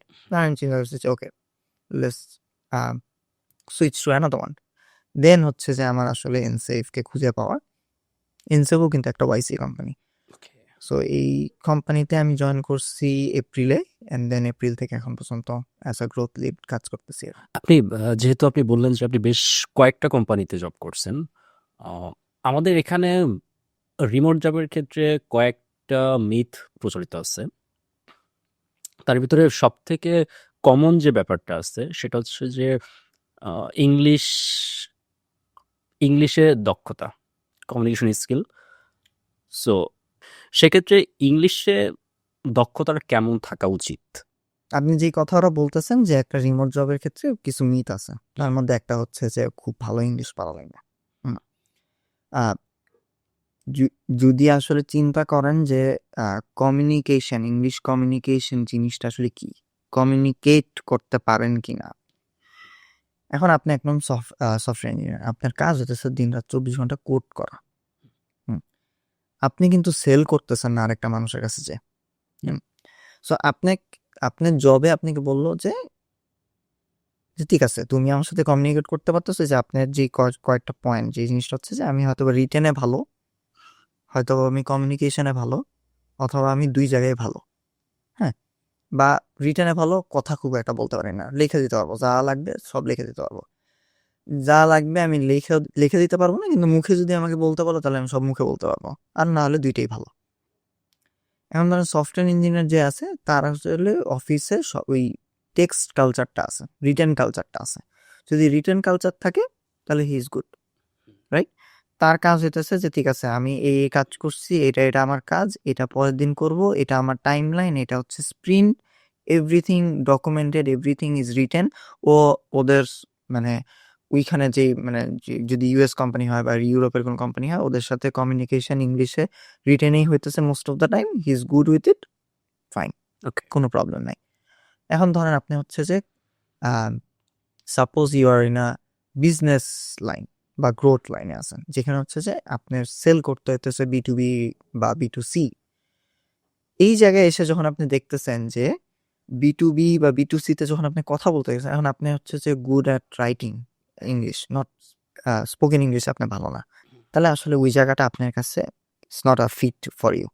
আপনার জিনিসটাই হইতেছে you need to communicate face to face, human to human, right? সেখানে আপনি ভালো না, তার মানে you are not a good fit. So English communication আসলে দরকার, but it can vary. It depends on the industry, depends on your role, depends on your customer base.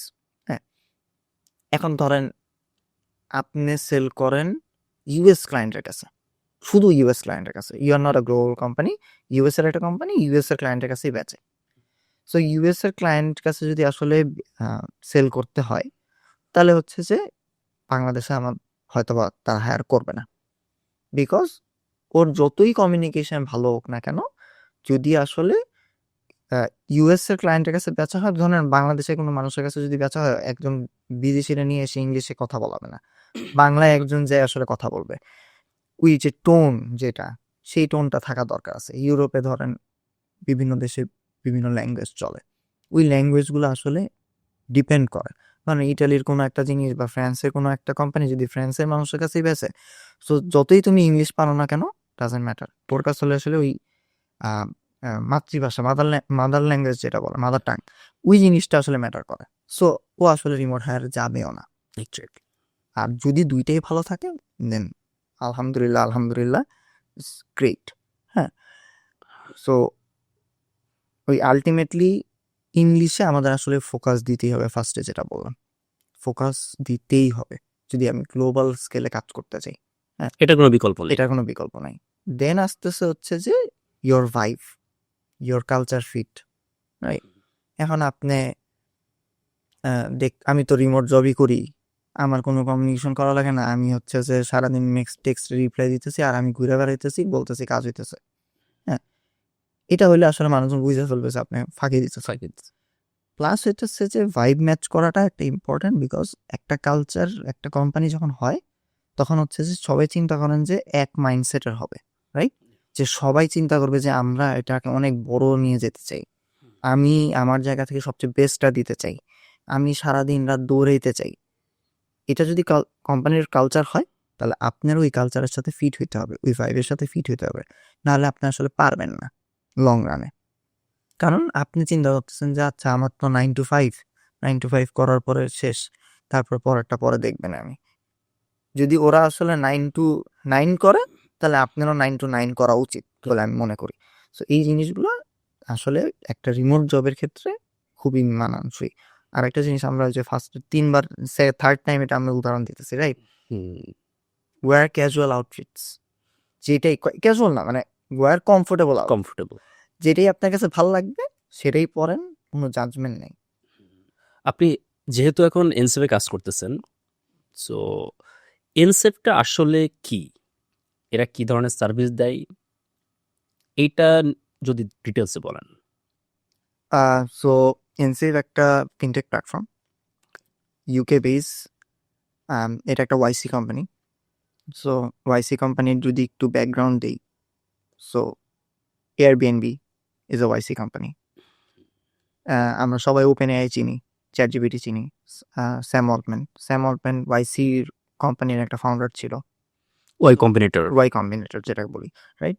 এই Y Combinator কোম্পানিগুলা ইজ লাইক ম্যাসিভ গ্রোথ হয়, and ওরা আসলে এরকম বাছাই করে আসলে মানুষজনকে নেয়। এখানে প্রতি বছরে 600 কোম্পানি ঢুকে। এই 600 company, there is a higher chance যে 600 কোম্পানির মধ্যে হয়তোবা 300 বা 400 কোম্পানি অনেক বড় হবে। সো আমি সবসময় চিন্তা করছি যে আমি একটা ওয়াইসি কোম্পানিতে কাজ করব। সো এইভাবেই হচ্ছে যে আমার এনসেভও পাওয়া। সো এনসেভ বেসিক্যালি বাংলাদেশে যারা আসলে গ্লোবাল আর্নার্স, যারা আসলে ফ্রিল্যান্সিং করতেছে মার্কেট প্লেস বা আউটসাইড মার্কেট প্লেস, যারা রিমোট জব করতেছে, যারা কন্টেন্ট ক্রিয়েট করতেছে, যারা ট্রাভেল করতেছে, এদের জন্য হচ্ছে যে হেল্প করে। কিভাবে করে? যারা ফ্রিল্যান্সিং বা রিমোট ওয়ার্ক করতেছে তারা হচ্ছে যে ডে টু ডে হচ্ছে যে স্যালারি পাচ্ছে, মাসে হোক কাজের বেসিসে হোক স্যালারি পাচ্ছে বা একটা টাকা পাচ্ছে। এই টাকাটা বাংলাদেশের টাকায় না, ডলারে মোস্টলি হয়, তাই না? বা ফরেন কারেন্সিতে হয়। এই ফরেন কারেন্সিটা আসলে বাংলাদেশে যখন হচ্ছে যে একটা মানুষ যে ঠিক আছে ক্লায়েন্টকে আমি দিয়ে দিলাম, বাংলাদেশে ব্যাংক ডিটেলস দিয়ে দিলাম, সো বাংলাদেশে এসে পড়তেছে। বাংলাদেশের মতো দেশগুলা বা এই যে থার্ড ওয়ার্ল্ড কান্ট্রিগুলা, এগুলোতে একটা বড় প্রবলেম হচ্ছে ইনফ্লেশন। সো 6 মাস আগেও ছিল 108 টাকা, আর আজকে হইতেছে 122 টাকা, রাইট, একটা ডলারে। সো এই যে ইনফ্লেশন, আপনার তো হচ্ছে যে আপনার যেই টাকাটা রাখছেন সেটার ডিভ্যালুয়েশন হয়ে যাচ্ছে। সো আমার ফাউন্ডার দুইজন হচ্ছে যে একজন সিরিয়ান, একজন প্যালেস্তিনিয়ান। সো ওরা আসলে ফার্স্ট হ্যান্ড এই জিনিসগুলো ফেস করছে, রাইট? যখন সিরিয়াতে ওয়ার শুরু হয় তখন হচ্ছে যে ইনফ্লেশন একদিনে হচ্ছে যে 10x 100x হয়ে গেছে। হ্যাঁ, টাকার ভ্যালু একদিনে 0 হয়ে গেছে।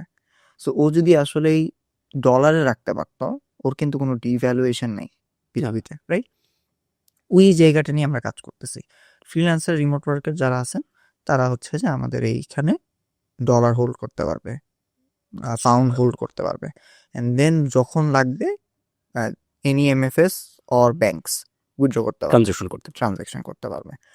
আরেকজন হচ্ছে যে আরেকটা সেগমেন্ট হচ্ছে যে content creators, right? Content creator কিন্তু আমি মানে জিনিসটা ফানি হইলেও, বাট জিনিসটা হচ্ছে যে আমরা সবাই হয়তো বা ওই যে একজন কন্টেন্ট ক্রিয়েটরকে দেখি যে ওই যে ফুচকা বেচে, রাইট? হি ইজ আর্নিং আ লট, আলহামদুলিল্লাহ। হ্যাঁ, কোন জায়গা থেকে ও কি করে আসতে পারতেছে, রাইট? সে কন্টেন্ট ক্রিয়েশন করতেছে, তার কন্টেন্ট ক্রিয়েশন জার্নি আছে, তার একটা পেজ আছে, ওখানে মনিটাইজেশন আছে, ওখান থেকে সে টাকা ইনকাম করতেছে। এই যে যারা টাকা ইনকাম করতেছে তারা হচ্ছে কি করে, মেটাতে বা হচ্ছে টিকটকে হচ্ছে তারা বাংলাদেশের অ্যাকাউন্ট দিয়ে রাখে। যখন হচ্ছে যে মাস শেষের যে টাকাটা জমা হয় সেটা বাংলাদেশের ব্যাংকে চলে আসে। Why not you just keep your money in dollars? এটা তো ডলারেই পে করতেছে ওরা, এটা আপনি হচ্ছে এনসেভে নিয়ে নিতে পারবেন। মানে ফেসবুকের যে ইনকামটা সে সরাসরি এনসেভে নিয়ে নিতে পারবে। হ্যাঁ, ইভেন তো কি অ্যাডসেন্সেরটাও পসিবল? এভরিথিং। ওকে, এভরিথিং। সো বেসিক্যালি আপনি যদি ধরেন আপনি ইউটিউবে আজকে হচ্ছে যে এই ভিডিওটা যাবে, ইউটিউব থেকে তো আপনি কিছু আর্ন করবেন, এই আর্নটা তো ডলারই হচ্ছে, বাংলাদেশের টাকায় তো হচ্ছে না। এই ডলারটা আপনি আসলে ডলারই রেখে দেন, যখন আপনার লাগবে আপনি বাংলাদেশে উইথড্র করলেন, অ্যান্ড এটা একটা।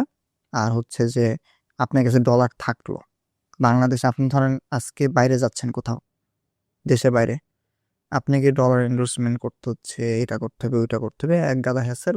মাঝখানে হচ্ছে যে ডলারও ছিল না বাংলাদেশে, ডলার কিনতে চাইলেও ডলার কিনতে পারতেছিলাম না। এবং আরো একটা বড় সমস্যা হচ্ছে যে সাপোজ আমি বছরে $1,00,000 ইনকাম করতেছি, কিন্তু আমার $12,000 বেশি আমি ইনডোর্স করতে পারতেছি না, বা খরচ করতে পারতেছি না। সো যদি এই সলিউশনটা যদি এনসেভ দেয়, সো আমি যদি $1,00,000 আমি ইনকাম করে আমি এনসেভে রাখলাম, আমার যখন প্রয়োজন পড়লো দেশের বাইরে কেনাকাটার ক্ষেত্রে বা ব্যবসা বাণিজ্যের ক্ষেত্রে, আমি $1,00,000 আমি খরচ করলাম। আরেকটা জিনিস হচ্ছে ট্রাভেলার্স। হ্যাঁ, ট্রাভেলাররা আপনি যেটা বললেন মাত্রই, $12,000 দেশে এন্ডোর্সই করতে পারবে না। একটা দেশে যদি একটু ভালো মতো খরচ করতে হয় $5,000 লাগে, আর যদি ফ্যামিলি নিয়ে যান $10,000 লাগে। মানে হচ্ছে যে আপনার এক মাসে ধরেন 1 মাসই থাকলেন, 1 মাসে $10,000 শেষ, Yeah. তার মানে কি আপনার 11 মাস ঘুরতে যাবেন না? তখন কি করবেন? রাইট? এক্স্যাক্টলি। হ্যাঁ, আলটিমেটলি এই জায়গাগুলোতে হচ্ছে যে বাংলাদেশ হচ্ছে যে মানে বা থার্ড ওয়ার্ল্ড কান্ট্রিগুলো এই জায়গাটা আটকায় আছে এখনো।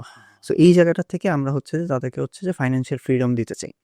হ্যাঁ, আমাদের একটা কার্ড আছে এনসেভে মাস্টার কার্ড, যেটা আপনি গুগল পেতে হচ্ছে যে অ্যাড করে রাখতে পারবেন, অর কিছুদিন পরে হচ্ছে যে আমাদের অ্যাপল পে আসতেছে, ওটাতে অ্যাড করতে পারবেন। করলে আপনি ওটা দিয়ে পে করবেন। যেমন আমি হচ্ছে যে আমার ফুড পান্ডা বলেন, আমার উবার বলেন, আর মানে বেসিক যেই কয়টা প্ল্যাটফর্ম আমার ইউজ করা হয় বাংলাদেশে, সেইগুলো সব জায়গায় আমার হচ্ছে যে এনসেভের কার্ড অ্যাড করা আছে। Okay. So whenever I need just I'll just pay for digital payment করে দিচ্ছি, সো এটা চলে যাচ্ছে ওইখান থেকে ডলার থেকে কনভার্সন হয়, right? It's like much easier for everyone to access. Okay. Ultimately আমি যদি হচ্ছে যে একটা ব্রিফ দিই একজন বাংলাদেশী হিসাবে, রাইট? আমি এখানে কাজ করতেছি কিন্তু আসলে বাংলাদেশের প্রত্যেকটা মানুষের হয়ে আচ্ছা। রিপ্রেজেন্ট করতেছি আমি বাংলাদেশকে। সো আমার আসলে ফার্স্ট দরকার হইতেছে বাংলাদেশের মানুষজন কি চায় সেটা আমার জানাটা খুব ইম্পর্ট্যান্ট। বাংলাদেশের মানুষের চাওয়া খুবই কম, খুবই কম। তারা চায় একটা সেফ প্ল্যাটফর্ম, যেখানে হচ্ছে টাকা রাখলে বা টাকা নিয়ে আসলে কোনো ধরনের প্রবলেম হবে না, 1। 2 নাম্বার হচ্ছে যে আমি যদি আসলে $100 নিয়ে আসি, আমি যখন $100 উইথড্র করব, তখন যেন আমি একটা ভালো রেট পাই, রাইট? আপনি যদি অন্যান্য কম্পিটিটর্স দেখেন এনসেভের, লাইক এখনও আমি হচ্ছে যে অন স্ক্রিনে হয়তো দেখাতে পারবো না, বাট আলটিমেটলি এখন যতগুলো প্ল্যাটফর্ম আছে বাংলাদেশে যারা হচ্ছে যে ইউএসডি ফিনটেকে ইউএসডি অ্যাকাউন্ট দিচ্ছে, এদের থেকে সবচেয়ে বেস্ট রেট হচ্ছে যে এনসেভের, best rate in the market. আমি আসলে মেক শিওর করার চেষ্টা করছি আমি আসলে কি লাগবে, আমি কি হইলে এনসেভ ইউজ করবো, রাইট? 3 নাম্বার হচ্ছে যে আমি যখন উইথড্র দিব তখন যেন ফাস্ট উইথড্র টাকাটা পাই। সো আমরা যেটা করছি, ব্যাংক 24/7 করে ফেলছি। বাংলাদেশে মানুষজনের একটা সারা জীবন দেখে আসছে, যদি বাংলাদেশে উইথড্র দেয়, বৃহস্পতিবার যদি উইথড্র দেয় তাহলে তারা রবিবার পাই। কারণ শনি রবি বাংলাদেশে ব্যাংক বন্ধ। Yeah. আমরা এই জিনিসটা 24/7 করছি। আপনি শনিবার হোক, রাত 1টা হোক, রাত 5টা হোক, শুক্রবার হোক, হোয়াট এভার ইট ইজ, আপনি ব্যাংকে উইথড্র দিবেন, বেস্ট রেটে ব্যাংকে আপনি পেয়ে যাবেন টাকাটা। সাথে হচ্ছে যেহেতু এটা রেমিটেন্স টাকা, যেহেতু বাইরে থেকে টাকা আসতেছে, সেহেতু হচ্ছে যে গভর্নমেন্ট যে ইনসেন্টিভ দেয় 2.5%, ওইটাও পাবেন। তারপরে হচ্ছে যে আরেকটা জিনিস থাকে যে আচ্ছা আমি যে আসলে সেফ প্ল্যাটফর্ম, ভালো রেট দিতেছে, কার্ডও দিতেছে যে সব জায়গায় খরচ করার জন্য, তাহলে আসলে আমি বাংলাদেশে এনে মানুষজন কি করে? কয়েকটা জিনিস করে। এক হইতেছে যে সে জমি কিনে বা বাড়ি কিনে ফর ফিউচার, রাইট? Yeah. কারণ জানে যে আমি যদি আজকে 10 লাখ টাকা দিয়ে জমি কিনি, 10 বছর পরে এটার দাম 1 কোটি টাকা হইতে পারে, রাইট? Exactly. সেফ করা মানে ইনফ্লেশন হচ্ছে কিন্তু ইনফ্লেশনের এগেনস্টে যাওয়া আর কি, Yeah. বা কোনো জায়গায় ইনভেস্ট করলো, রাইট? ইনসেভ এই জায়গাটা নিয়ে আরেকটা জায়গায় কাজ করে, সেটা হচ্ছে যে ইনভেস্টমেন্ট। সো আমরা সারিয়া কমপ্লায়েন্ট মেনে ইনভেস্টমেন্ট অপশন দিই ইউএস স্টকে। Okay. সো আপনি অ্যাপেল, মাইক্রোসফট, এনভিডিয়া থেকে শুরু করে ইউএসএতে যত স্টক আছে এগুলাতে ইনভেস্ট করতে পারবেন। You can invest in gold, you can invest in silver as well. Investment অপশনটা কেন রাখছি? To grow your money, right? হ্যাঁ, হইতে পারে stock is not like a sustainable thing that it will grow like massively. আমি আজকে 10 টাকা রাখছি, কালকে 1000 টাকা পাবো, এটা এরকম কোনো গ্যারান্টি নেই। বাট আমরা ইউএস স্টকটা কেন রাখছি? ইউএস স্টকটা হচ্ছে যে one of the stable market, right? আমরা যদি রাখি, আমি জানি যে ঠিক আছে অ্যাপেল স্টক রাখলে বা এনভিডিয়া স্টক রাখলে it will not go vanish one day. তাহলে এনসেফ কি বাংলাদেশ থেকে সার্ভিস দেওয়া একমাত্র কোম্পানি যেটা ইউএস এর মার্কেটে ইনভেস্ট করা যায়? It's one of the Wow. Platform. আমার জানা মতে আর অন্যগুলা হয়তো থাকতে পারে, বাট আমার জানার মতো নেই। ওয়ান অফ দ্য প্ল্যাটফর্ম যেটা হচ্ছে যে এখন হচ্ছে যে ইউএস মার্কেটে আসলে ইউএস মার্কেট স্টক কেনা যাচ্ছে এখান থেকে। এটা অ্যাকচুয়ালি দরকার ছিল। এটা আসলে কারণ হচ্ছে যে বাংলাদেশের মানুষজন বাংলাদেশে না এভরিওয়্যার আমি ডলার রাখছি, আসলে আমি কি করব, ডলারটাকে রেখেই দিলাম, ঠিক আছে, হ্যাঁ it's a safe platform whatever it is, then what, then হোয়াটের আনসারটা হচ্ছে যে আমরা ইনভেস্টমেন্ট নিয়ে আসছি to grow your money to your next level. So actually Bangladesh থেকে তো ইউএসএ বা যে কোনো আদার মার্কেটে ইনভেস্ট করার মতো ওই অপশনটাই ছিল না এখনো পর্যন্ত। সাপোজ আমি আমার হাতে টাকা আছে, আমি চাইলে কিন্তু ইউএসএ মার্কেটে ইনভেস্ট করতে পারবো না, সেটা ডলারে কনভার্ট করতে দেবে না সরকার। না, দিবে না, মানে এটা কোনো ওয়েই নাই, ওয়ে নাই। সো আমরা ওই জিনিসটাকে পুরোটা নিয়ে আসছি, অ্যান্ড এটা হচ্ছে সারিয়া কমপ্লায়েন্ট অ্যাজ ওয়েল। সো সারিয়া কমপ্লায়েন্ট হচ্ছে এরকম যে আমাদের প্রত্যেকটা স্টকে হচ্ছে যে একটা সারিয়া রেটিং থাকে। এটা হচ্ছে যে আউফি মেথোডোলজি যেটাকে বলা হয়। আউফি হচ্ছে যে ওয়ান অফ দ্য বিগেস্ট ওয়ার্ল্ডের যারা হচ্ছে যে সার্টিফিকেশনটা দেয় যে এটা সারিয়া কমপ্লায়েন্ট, হ্যাঁ, সারিয়া কমপ্লায়েন্ট ইসলামিক শরিয়া অনুযায়ী। অনুযায়ী। সো এই শরিয়া অনুযায়ী হচ্ছে যে আমরা হচ্ছে যে এক একটা স্টককে রেটিং দিই। ইফ ইট ইজ সারিয়া দেন আমরা বলতেছি এটা সারিয়া কমপ্লায়েন্ট, যদি is not then non compliant. It's up to you যে আপনি আসলে কি শরিয়া কমপ্লায়েন্ট গুলাতে ইনভেস্ট করতে চান নাকি নন শরিয়াতেও করতে চান। It's up to you, you have the full freedom for it. But আমি হচ্ছে যে দেখাই দিই আপনাকে অ্যাজ আ মুসলিম কান্ট্রি, আমার কাছে মনে হয়েছে যে এই জিনিসটা একটা জায়গায় যে ভ্যালু প্রোভাইড করে, রাইট। এখানে আমি কোনো জুয়া খেলতেছি না, ইটস লাইক এখানে হচ্ছে ইনভেস্ট করতেছি, এখানে লসও হইতে পারে লাভও হইতে পারে। ইউএস এর স্টক মার্কেট ছাড়াও গোল্ড, সিলভার আর বন্ডে ইনভেস্ট করা যায় জি, এটার মাধ্যমে। আর বাংলাদেশে যদি আমি উইথড্র করতে চাই তাহলে যে কোনো ব্যাংক থেকে উইথড্র করতে পারবো? যে কোনো ব্যাংকে উইথড্র করতে পারবেন, যে কোনো ব্যাংকে? জি, যে কোনো ব্যাংকে উইথড্র করতে পারবেন। আর- আর ফিফথ জিনিসটা যেটা, সেটা হচ্ছে যে reward reward system. Reward system. This is very interesting. Okay. So আপনার কাছে $10,000 আছে, আপনি ইনভেস্ট করতে চান না because there is a risk factor there. আপনার কাছে মনে হচ্ছে $10,000 তো পড়েই আছে, আসলে আমি কি কাজে লাগাইতেছি। দুইটা এখানে জিনিস হয়, আজকে 122, কালকে 130, তার মানে হচ্ছে যে আপনার টাকা অটোমেটিকলি বাড়লো ইনফ্লেশনের জন্য।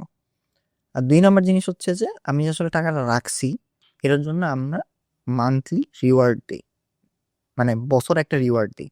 It can be vary from 2% to 5%। So আপনি যে টাকাটা রাখছেন এটার উপরে আমরা একটা রিওয়ার্ড দিই আপনাকে 2 থেকে 5% পর্যন্ত, যেটা রাখছেন।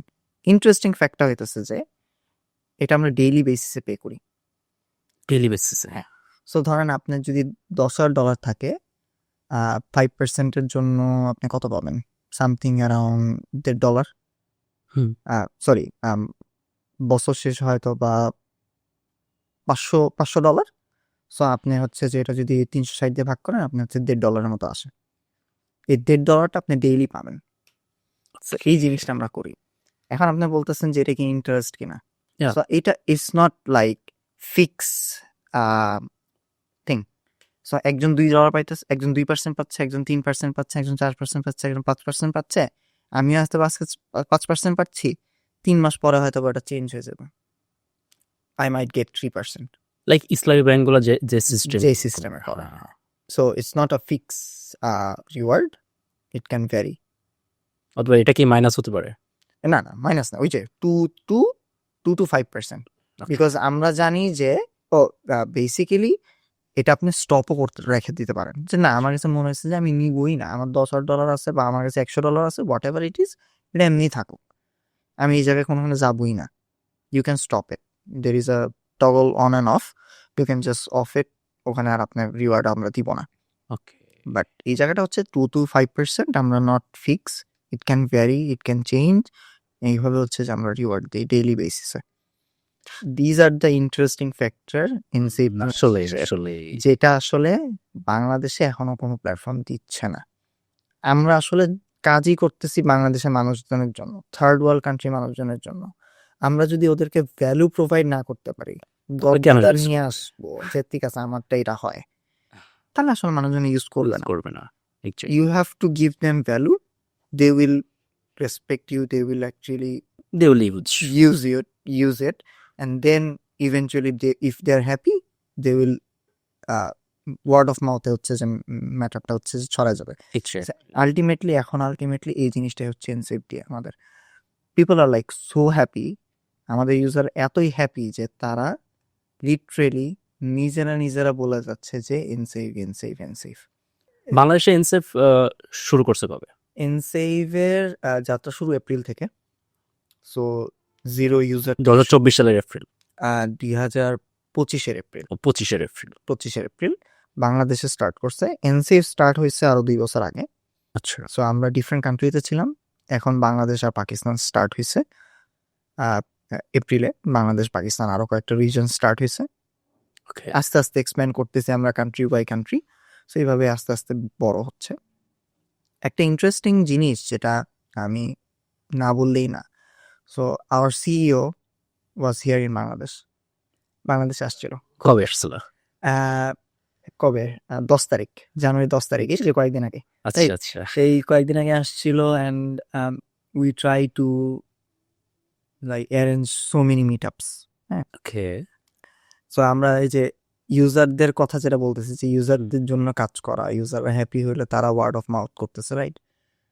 সো আমরা হচ্ছে যে আমার সিওর সাথে এই যে রিয়েল ইউজার যারা আসলে এনসেভ ইউজ করতেছে তাদের সাথে একটা মিট আপ অ্যারেঞ্জ করছিলাম। ইন্টারেস্টিং ফ্যাক্ট, মানুষজন রাজশাহী থেকে আসছে, বাগেরহাট থেকে আসছে, রিয়েলি? চিরাং থেকে আসছে, আর ঢাকারই মোস্টলি ঢাকার। বাট আমরা সাতজনের মতো ঢাকার বাইরে থেকে আসছে।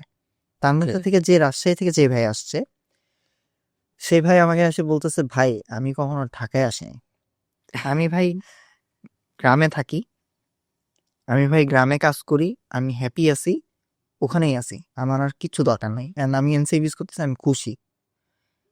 আমি তাহলে বলছি যে ভাই আপনি আসেন, ভাল লাগবে। সে লিটারেলি মানে এনসেভের রাজশাহীতে তার আশেপাশে যারা ফ্রিল্যান্সিং করতেছে তাদের একটা বড় সার্কেল আছে।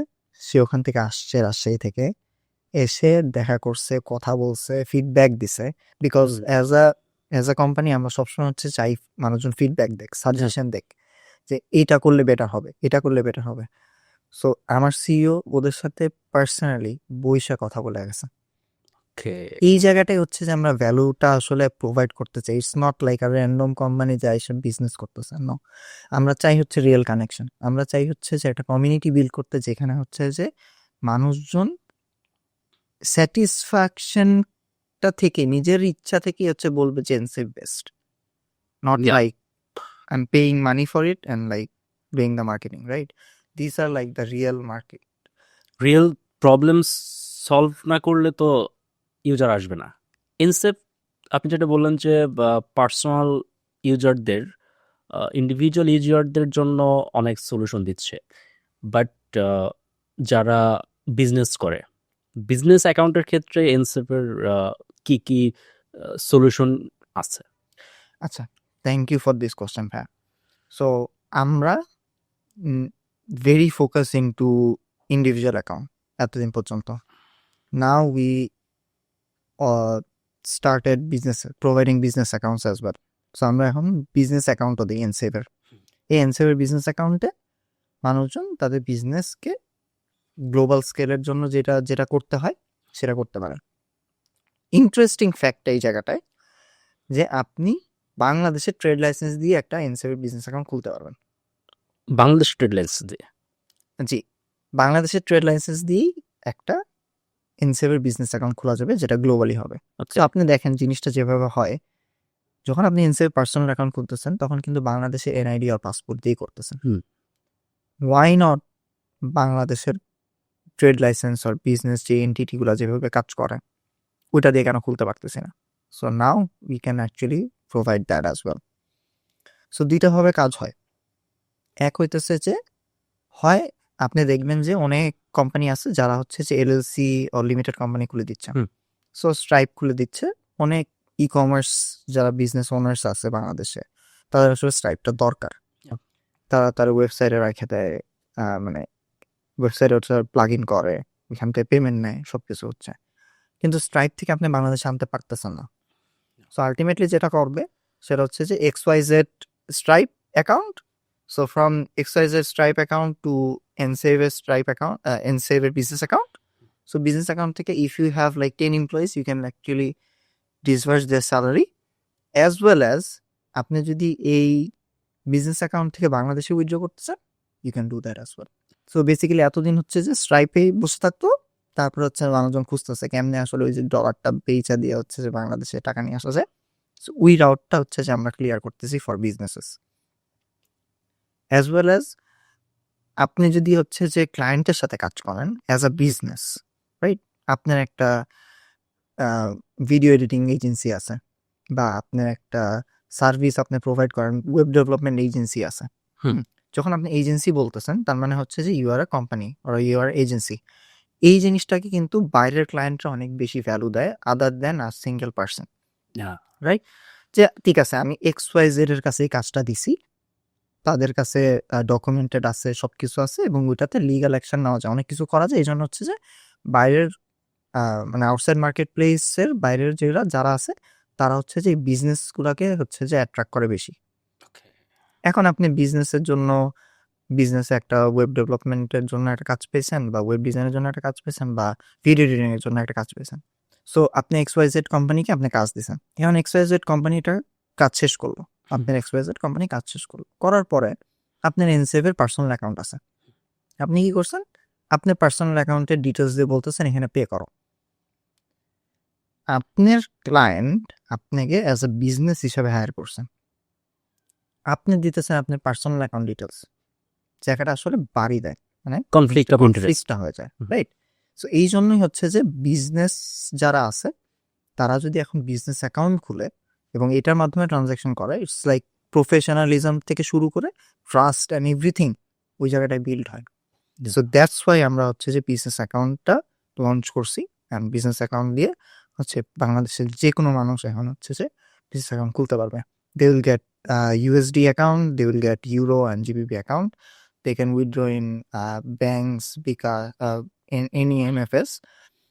যদি আমি একটা বিজনেস অ্যাকাউন্ট খুলি এবং ধরেন আমার নট জাস্ট বাংলাদেশ, আমার ওয়ার্ল্ড ওয়াইড বিভিন্ন কান্ট্রিতে, সে USA হোক বা ইউরোপ হোক বা এশিয়ান যে কোনো কান্ট্রি হোক, বিভিন্ন কান্ট্রিতে আমার রিমোট এমপ্লয় আছে, সাপোজ 10 জন, তাহলে তাদেরকে কি আমি এখান থেকে ডিরেক্ট তাদেরকে পে করতে পারবো? ইয়েস, আপনি যদি বিজনেস অ্যাকাউন্টে ধরেন $1000 আপনি পেমেন্ট পাইছেন, সাপোজ আপনি 10 জন এমপ্লয়ি আছে যাদেরকে আপনি 100 করে দিবেন। সো বিজনেস অ্যাকাউন্টে এনসেভের এদের সবার ডিটেলস থাকবে। With one click you can just disburse their salaries in one click. And যেহেতু এটা Nsave business account to Nsave personal account, there is no fees as well, because এটা এনসেভের মধ্যেই থাকতেছে। লাইক দ্য ওয়ে বাংলাদেশের ব্যাংকগুলো কাজ করে, রাইট? বাংলাদেশের ব্যাংকে হচ্ছে যে বলে স্যার আপনি আপনার কোম্পানির একটা স্যালারি অ্যাকাউন্ট আমার এখানে, রাইট? সো স্যালারি অ্যাকাউন্ট খুলতেছে, খুলে ওখানে টাকাটা আসতেছে, ও যখন ডিসবার্স করে দিচ্ছে, ওর আসলে একটা ব্যাংকের জন্য যেটা হয় যে ও একটা বড় ট্রানজ্যাকশন এখান থেকে করতেছে, কিন্তু ডিসবার্স করার সময় যেহেতু city bank to city bank or same bank to same bank, so ওখানে হচ্ছে যে কোনো ফিজ লাগে না। সো এটার জন্য হচ্ছে যে মানুষজন ওই জায়গাটাও কাজে দেয় আর কি। As well as inside your business account to all the personal accounts, with one click you can just send their salaries or payments, and then you can actually do it like very fast and convenient way.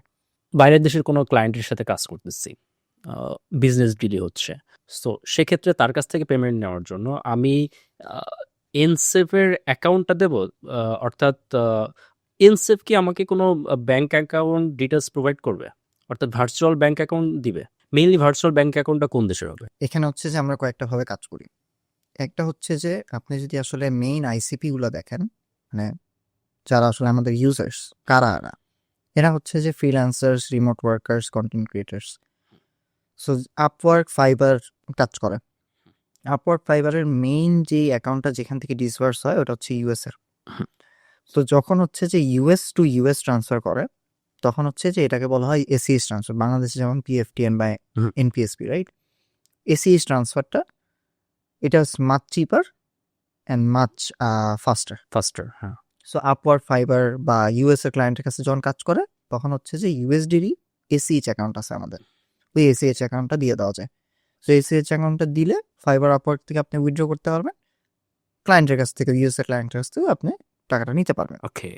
এখন suppose আপনি হচ্ছে client ইউরোপের, so what you will do, ইউরোপে তো আর USD চলে না, না। ইউরোপে চলে ইউরো সো বা পাউন্ড। বা pound, whatever it is. So যখন হচ্ছে যে ইউরো বা পাউন্ড আপনাকে পে করতেছে, আমাদের একটা পাউন্ড অ্যাকাউন্ট আছে, GPP account. So UK to UK যদি আপনি কেউ ট্রান্সফার করে, তখন হচ্ছে যে পাউন্ড দিবে জিবিপি, আপনি জিবিপিতে ঢুকে যাবে, এই যে এসিএইচ এর মতো কাজ করে। Okay. আর ধরেন গ্লোবালি কাজ করতেছেন, অস্ট্রেলিয়াতে কাজ করতেছেন, আপনি কেমনে নেবেন? সো এই ডলারটা আমরা যেটা ওয়ার্ল্ড ওয়াইড মানি ট্রান্সফারের জন্য যেটা ইউজ করি, সুইফট বা ওয়্যার ট্রান্সফার যেটাকে বলি, আমাদের ইউএসডিতে দুইটা অ্যাকাউন্ট আছে, একটা হচ্ছে এসিএইচ অ্যাকাউন্ট, একটা হচ্ছে ওয়্যার অ্যাকাউন্ট। সো এই ওয়্যার অ্যাকাউন্টে it's a multi currency account, you can take payments from Europe, you can take payments from Singapore, you can take payments from Australia as well. So আমরা হচ্ছে যে এই পুরা প্রসেসটা দিচ্ছি একটা মানুষের, যেন একটা প্ল্যাটফর্মে ঢুইকা আর যেন 5টা জিনিস না কাটাতে হয়। আপনি যদি ইউএস ব্যাংক আপনাকে দেওয়া হয়, যেটা হচ্ছে এসিএইচ, সেই ব্যাংকের ডিটেলস হচ্ছে জেপি মর্গানের, জেপি মর্গান চেইসের হচ্ছে যে আমরা ব্যাংক অ্যাকাউন্ট ডিটেলস দিই। ওকে। কেন আমরা জেপি মর্গান দিই? বিকজ ওয়ার্ল্ডের যদি 1 নাম্বার ব্যাংক কিছু হয়ে থাকে, সেটা হচ্ছে JP JP Morgan. Morgan. Yes. Yeah. আমরা চেষ্টা করি অ্যান্ড অলওয়েজ আমাদের এটা সবসময় থাকবে যে আমরা হচ্ছে বেস্ট জিনিসটাই দিব, whatever it is. And JP Morgan Chase is one of the best bank in the whole world.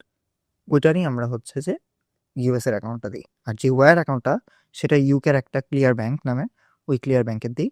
And ওইটাও হচ্ছে যে ইউকের one of the finest. So আমরা হচ্ছে যে ব্যাংকগুলার জায়গাটাও হচ্ছে যে চিন্তা করি যে কোনো একটা র্যান্ডম ব্যাংক দিতে চাই না মানুষকে, it needs to be somewhat great or best, right? And interesting fact, মানে যখন হচ্ছে যে আমাদের ক্লায়েন্টরা, মানে ইউজাররা যখন ক্লায়েন্টকে ব্যাংক ডিটেলস পাঠায়, তখন মানে ক্লায়েন্ট অবাক হয় যে আচ্ছা তোমার অ্যাকাউন্ট জেপি মর্গানে, লাইক ইয়েস, যে this is the flex actually আমাদের Yeah. ইউজারদের। সো এনসেপ কি রিসেন্ট ফান্ড রেজ করছে? রিসেন্ট না, আমরা গত বছর ফান্ড রেজ করছি সিরিজ এ। সিরিজে আমরা 18 মিলিয়ন ফান্ড রেজ করছি ফ্রম সেকোয়া ক্যাপিটাল। সিকোয়া থেকে। সিরিজে রাউন্ড 18 মিলিয়ন সেকোয়া ক্যাপিটাল। এরপর সিরিজ বি কি? সিরিজ বি ইনশাল্লাহ আমরা সুন করব, বাট অবশ্যই মানে it's all about hour CEO's mindset and how he want to raise the fund. But ইনশাল্লাহ যেটাই করব সেটা বেস্ট হবে।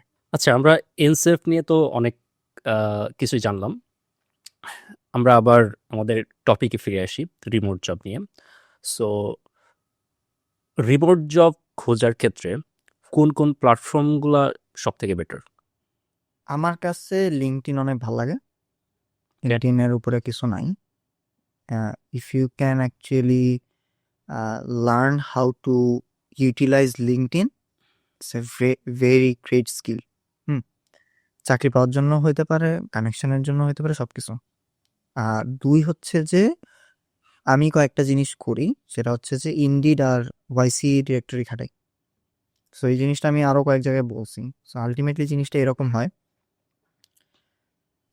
জব আপনি আসলে কোথায় ল্যান্ড করতে পারবেন এটা আল্লাহ ভালো জানে, না। বাট আপনাকে চেষ্টা করতে বলছে Allah. So you should try. Yeah. এখন ট্রাই করার জন্য আমি পার্সোনালি, আমি যেটা বললাম যে ওয়াইসি কোম্পানিকে আমি অনেক বেশি রেসপেক্ট করি। ওয়াইসি কোম্পানিগুলো, the founders, the team, the culture, the growth, everything is massive, right?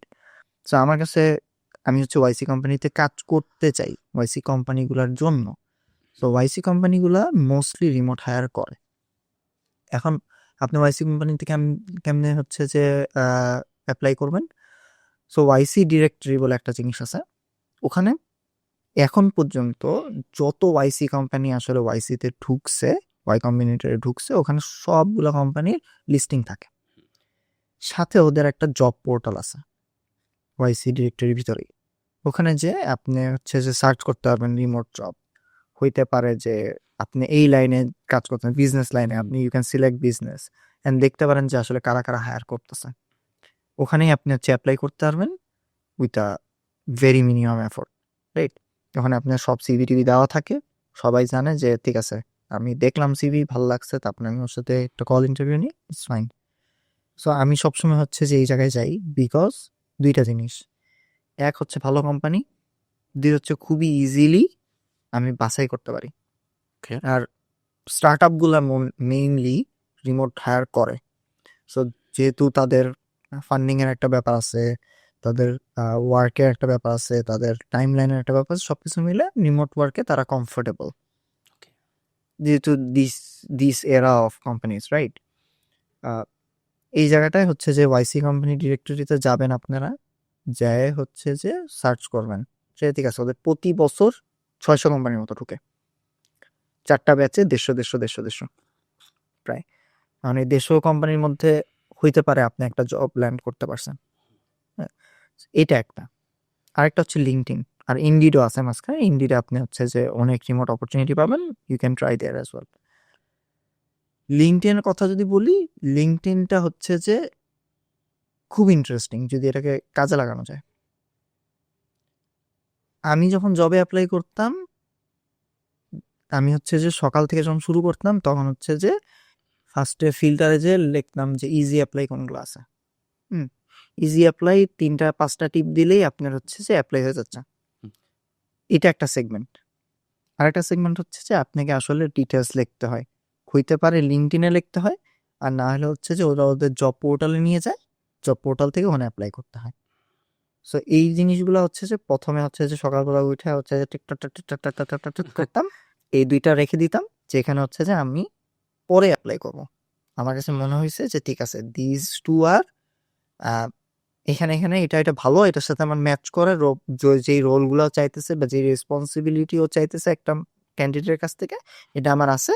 দেন এই 2টা আমি আস্তে সরায় রাখছি, সকালের কাজ শেষ করছি, বিকালে যে হচ্ছে যে ওগুলো ধরে ধরে একটা একটা একটা একটা একটা করে অ্যাপ্লাই করছি। মেইন টার্গেট কিন্তু আমার ওয়াইসি, আমার জন্য বলতেছি। ইটস নট লাইক মানুষের সবারই ওয়াইসি কোম্পানিতে কাজ করতে হবে এরকম কিছু না, আমার প্রেফারেন্স ওয়াইসি। সেই জন্য আমি যেটা করতাম, লিঙ্কডইনে এক গাদা অ্যাপ্লাই করতাম, ইন্টারভিউ আসতো, ইন্টারভিউ নিতাম। সো লিঙ্কডইনটা আমার জন্য ছিল হচ্ছে প্লেবুক। এরকম প্লেবুক অ্যাপ্লাই করছি, জবের জন্য ইন্টারভিউ নিছি, ইন্টারভিউতে জিজ্ঞেস করছে আমার, মানে মেইনলি কিন্তু ইন্টারভিউটা একটা বড় একটা প্রসেস, রাইট? এই ইন্টারভিউ প্রসেসের মেইন জিনিসটা যখন আসলে আপনার সাথে যখন ফেস টু ফেস বা হিউম্যান টু হিউম্যান যদি হচ্ছে যে ইন্টারাকশন না হয়, তার মানে হচ্ছে যে আপনাকে অনলাইনে দেখতেছে how much you can communicate, how you can tell your story, how you can actually provide information online, যেহেতু আপনাকে অনলাইনে হায়ার করতেছে। সো আমি হচ্ছে যে এটা প্লেবুক কেন বললাম, এই প্লেবুকে হচ্ছে যে আমি ইন্টারভিউ নিয়ে নিয়ে হচ্ছে দেখতাম আসলে কিভাবে স্টোরিটা বললে ক্যাচি হয়। ওকে। সো আপনি কখন আসলে জব খুঁজেন, হয় আপনি জব চলে গেছে শেষ, আর না হলে হচ্ছে যে আপনার জব আরেকটা বেটার খুঁজতেছেন সেটা। সো যখন বেটার খুঁজতেছেন, তার মানে হচ্ছে যে needs to be a different story. আর যেখানে হচ্ছে জব শেষ আপনাকে ছেড়ে দিছে, সেখানে একটা ডিফারেন্ট স্টোরি হয়। স্টোরি বলাটা ভেরি ইম্পর্টেন্ট, এটা আমি বারবার বলি। আপনার ওখানে যাচ্ছেন, আপনাকে ইন্টারভিউতে কল দিছে, মানে হচ্ছে যে আপনার ফার্স্ট স্ক্রিনে আপনি পাস, সিভিতে যা যা আছে সেটাতে আপনি পাস। এখন ওইগুলো জিনিস জাজমেন্টে যাইতে পারবে 2টা ওয়েতে, একটা হচ্ছে যে হয় সে একটা পরীক্ষা নিছে, আর না হলে সে আপনার সাথে কথা বলছে। এখন কথা যখন বলে, স্ক্রিনিং তো নেন, এখন আপনার কাছে দেখবে যে আপনার সাথে ওর ভাইব ম্যাচ করে কিনা। যদি ভাইব ম্যাচ করে, ঠিক আছে, proceed to the next one. এটা হইতে পারে একটা, আপনাকে বলতে পারে একটা ইউজ কেস সাজায় নিয়ে আসো হয়তো বিজনেসের জন্য, বা তুমি সেলস ফানেল কিভাবে বানাবা আমার কোম্পানির জন্য, এটা একটু বানায় নিয়ে আসো। বা যারা সফটওয়্যার ইঞ্জিনিয়ার তাদেরকে বলতে পারে যে এই প্রবলেমটা সলভ করে আমাকে কোড করে দেখাও, it can be done. But আপনি একটা স্টেজ কিন্তু পার করছেন, এই একটা স্টেজ পার করার জন্য আপনার আসলে স্টোরিটা বলা লাগবে। তো আমি যেমন হচ্ছে যে বলতাম যে আমি হেলথেকে কাজ করছি, হেলথেকে কাজ করে এখন তো আমি ছেড়ে দিছি। সো এখন এনে আমার কি বলতে হবে, এই জায়গাটা তো একটা কিছু আছে যেটা গ্যাপ হয়ে যাচ্ছে।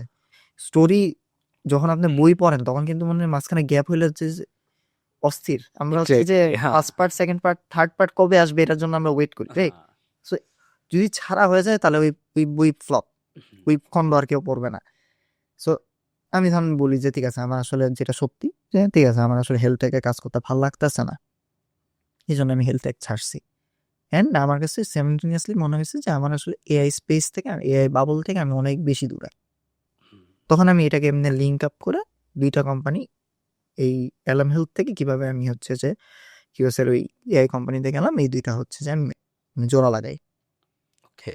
তার আগে হচ্ছে যে আমি জোড়া লাগাই যে আমি আসলে সিএস গ্র্যাজুয়েট, এখান থেকে আমি কেমনে এখন বিজনেস লাইনে কাজ করতেছি, ওই জায়গাটা আমি হচ্ছে জোড়া লাগাই যে ঠিক আছে এরকম এরকম হয়ে তারপর বুঝতেছি যে আমি আসলে বিজনেস ভালো লাগতেছে, তারপর আমি স্টার্ট করছি, আমি এই লাইনে এই কাজ করছি, দেন হচ্ছে যে আমি এলএমএল তে যুক্ত হয়েছে। So these are the story you need to put on, না মানে আমার জন্য বলতেছি। বাট সবার কাছে যে এটা ভালো লাগবে তা না। জি। হুম, আমি যেটা করি এই প্লে বুকের মধ্যে শাফেল করি। আমি হয়তো ফার্স্টে এক সময় শুরু করছি যে আমি এইভাবে শুরু করছি, এইভাবে করছি, এইখানে যে শেষ করছি। আর কোনো জায়গায় শুরু করি হচ্ছে যে না আমি এখানে শেষ করছি কিন্তু স্টার্টিংটা হয়েছিল এখানে। হুম। সো স্টোরি যখন আপনি গুছাবেন তখন আপনি বুঝবেন যে না এই লাইনে কথা বললে যখন ইন্টারভিউয়াররা আপনার ইন্টারভিউ নিচ্ছে সে তখন মানে তার চোখে মুখে একটা স্যাটিসফ্যাকশন আছে, তখন আমি বুঝছি যে না এই লাইনে যদি আমি স্টোরিটা বলি তাহলে হচ্ছে যে ক্যাচি হয়, ড্রপ পড়ে না, মানে খুব ফ্ল্যাট লাইনে যায়, it's not like up and down করতেছে, খুব সময় অনেক কাজ করছি অনেক সময় কিছুই করতেছি না, এরকম হয় না, খুব একটা ফ্ল্যাট লাইনে হয়। তখন কাছে মনে হয় যে ঠিক আছে স্টোরি ঠিক আছে, কাজ পারে, এখন ওকে পরের স্টেজে নেওয়া যায় কি নেওয়া যায় না। সো এই লিঙ্কডিনটা আমার জন্য প্লে বুক ছিল। ওকে।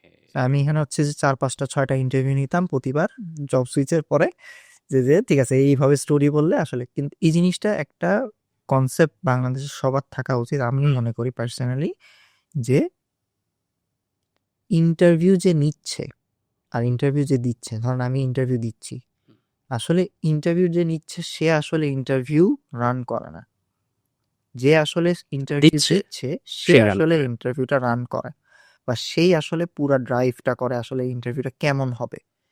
If you can say it in a way where the story actually matches and everything is aligned, তখন দেখবেন যে আপনার কোশ্চেন আনসার অনেক কমফোর্টেবল হয়ে গেছে। যদি আপনি দেখেন যে বাড়ির একটা জায়গা থেকে আরেক জায়গায় কোনো কানেকশন নাই, কিছু নাই, তখন ওখানে যখন কোশ্চেন করবে তখন আপনি হচ্ছে যে এটা মিলাইতে পারবেন না। অ্যাপ্লিক্যান্টের আরো কিছু কিছু কমন মিস্টেক দেখা যায় সেক্ষেত্রে ইন্টারভিউতে আসার আগে তার সিভি মেকিং এ অনেক ভুল করে। সেক্ষেত্রে একদম আইডিয়াল একটা সিভি মেকিং কিভাবে করতে পারে একটা অ্যাপ্লিক্যান্ট? সিভি মেকটা ভেরি ইম্পর্টেন্ট ভাইয়া, অবশ্যই, no doubt about it. CV making এর সময় it needs to be very precise. আমি যেটা আসলে পারি, যেটা আমি করছি সেটা বলতে হবে, এর থেকে বেশি জিনিস বলার দরকার নেই। দুইটা কনসেপশন বাংলাদেশের মানুষের কাছে আছে, একটা হচ্ছে যে এখন নতুন শুরু হয়েছে সেটা হচ্ছে ওয়ান পেজ আর সিভি। সিভি এক পেজেই হইতে হবে, 2 পেজ হলে বিপদ। এক পেজের মধ্যে ঠাসায় এমন ভাবে লেখছে ওই সিভি আর পড়া যেতেছে না। হ্যাঁ, আর না হলে হচ্ছে যে 2 পেজ হয়ে গেলে আয় হায় 2 page, doesn't matter, 1 page 2 page, তোমার আসলে সিভিটার মধ্যে পয়েন্ট করো ম্যাক্সিমাম 3 থেকে 4টা এক একটা তোমার এক্সপিরিয়েন্সের মধ্যে। এই 3 থেকে 4টার মধ্যে তুমি আসলে কি করছো সেটা লেখো, নট এনিথিং, মানে মোর নট লেস, কমায়ও বলার দরকার নেই, বাড়ায়ও বলার দরকার নেই, যেটা বলছো সেটা। সো সেদিন একজনের সাথে আমার আসলে একটা কথা হয়েছে যে হি ইজ স্টিল স্টাডিং, আমার লিঙ্কডইনে রিচ আউট করছে, রিচ আউট করে বলতেছে ভাইয়া আমি তো গ্লোবাল অপরচুনিটির জন্য খুঁজতেছি, একটু সাজেশন দেন। ঠিক আছে লেটস ডু ইট। আমি হচ্ছে যে বললাম যে একটা অনলাইনে কল নাও, ক্যালেন্ডারে যে, তো ওখান থেকে আমরা একটা কল নিয়ে তোমাকে দেখি কি করা যায়। তো ফার্স্টে বললাম যে সিভিটা দাও। সো সিভি দিছে, যেহেতু সে এখনো গ্র্যাজুয়েট করে নাই তার মানে ওর এক্সপিরিয়েন্স নাই, ও যেটা করছে সেটা হচ্ছে যে ওর অনেকগুলো প্রজেক্টস লেখছে, অনেকগুলো প্রজেক্ট দিছে, ভেরি গুড প্রজেক্ট দিছে, ও হেডলাইনার দিছে, ওখানে সামারি লেখছে, সামারিটাও গুছাই লেখছে, কোনো সমস্যা নেই। বাট জিনিসটা কি, আপনি একজন মানে আপনি যদি একজনের হায়ার করতে চান, আপনি আসলে কি দেখেন? এক হইতেছে ও আসলে কি লেখছে, আমি এটা আমি হার্ড ওয়ার্কিং হ্যান ত্যান, এটা একটা আছে খুব কমন, যেটা মানুষজন আসলে পড়ে না। সেকেন্ড জিনিস যেটা আসে সেটা হচ্ছে যে ওর এক্সপিরিয়েন্স কি। থার্ড আসে হচ্ছে যে ঠিক আছে স্কিল সেটস আর লাইক আমি C++ পারি, আমি বিজনেস ফানেল পারি, আমি হাবস্পট পারি, সবকিছু পারি। এটা আসলে ম্যাটার করে না খুব একটা, এক্সপিরিয়েন্সটা ম্যাটার করে, রাইট? সো এক্সপিরিয়েন্সটা অনেক নিচে লেখছে। ও যেহেতু স্টুডেন্ট, সে হচ্ছে প্রজেক্ট ওয়াইজ লেখছে যে আমি এই প্রজেক্টে কাজ করছি। তাই আমি বললাম যে তুমি যে এই যে এতগুলো প্রজেক্টে কাজ করছো, এখানে কোনো ডেটা নেই, ডাজেন্ট ম্যাটার। মানে তুমি 100টা প্রজেক্টে কাজ করো, কিন্তু 100টা প্রজেক্টে আসলে রেজাল্ট কি, আউটকাম কি, কি হয়েছে, কি চেষ্টা করছো, নাথিং, কিচ্ছু নাই। So try to make things with data. Number matter করে, 0 and 1, that's all matters, 1 to 0, this is matters. So আমি যদি বলি যে ধরেন আমি যখন বিজনেস লাইনে যখন আসি, তখন হচ্ছে যে আমার কথাবার্তা হয় যে আমি এমন একটা সেলস ফানেল বানাইছি, যেই সেলস ফানেল দিয়ে আগে হয়তো 25% মানুষজন সাইন আপের পরে লাস্ট পর্যন্ত যাইতো, এখন এমন একটা হয় যে 75% হয়। এই যে 25 আর 75 যে নাম্বারটা, এটা ম্যাটার করে। যদি আমি বলি যে এইভাবে আমি একটা সেলস ফানেল বানাইছি যেটার জন্য আমার অনেক হাই কনভার্সন হইতেছে, হাই কনভার্সন আর 25 আর 75-এর মধ্যে অনেক বড় ডিফারেন্স আছে। যারা সফটওয়্যার ইঞ্জিনিয়ার তাদেরকে আমি বলি যে সিভিটা এমনভাবে বানাও যে ঠিক আছে আমি এমন একটা কোড লিখছি, বা আমি এমন একটা ফাংশন লিখছি, বা আমি এমন একটা জায়গায় এমন একটা কাজ করছি যেটার জন্য পুরা সফটওয়্যারের এফিসিয়েন্সি 50% বেড়ে গেছে। This 50% matters. কি বাড়ছে ওটা ম্যাটার করে না। সো এই জিনিসগুলো হচ্ছে আসলে একটা সিভির মধ্যে নাম্বারস আসলে অ্যাড করতে হবে। রেজাল্ট কি হচ্ছে, আউটকাম কি আসছে, এই রেজাল্টগুলো যদি করতে পারি তাহলে। আর আমার পার্সোনালি আমি যখন হচ্ছে ফার্স্ট এলএম হেলথে যখন জবে করছি, তখন আপনি হয়তো বা এখানে দিয়ে দিলেন সিভিটা, হ্যাঁ।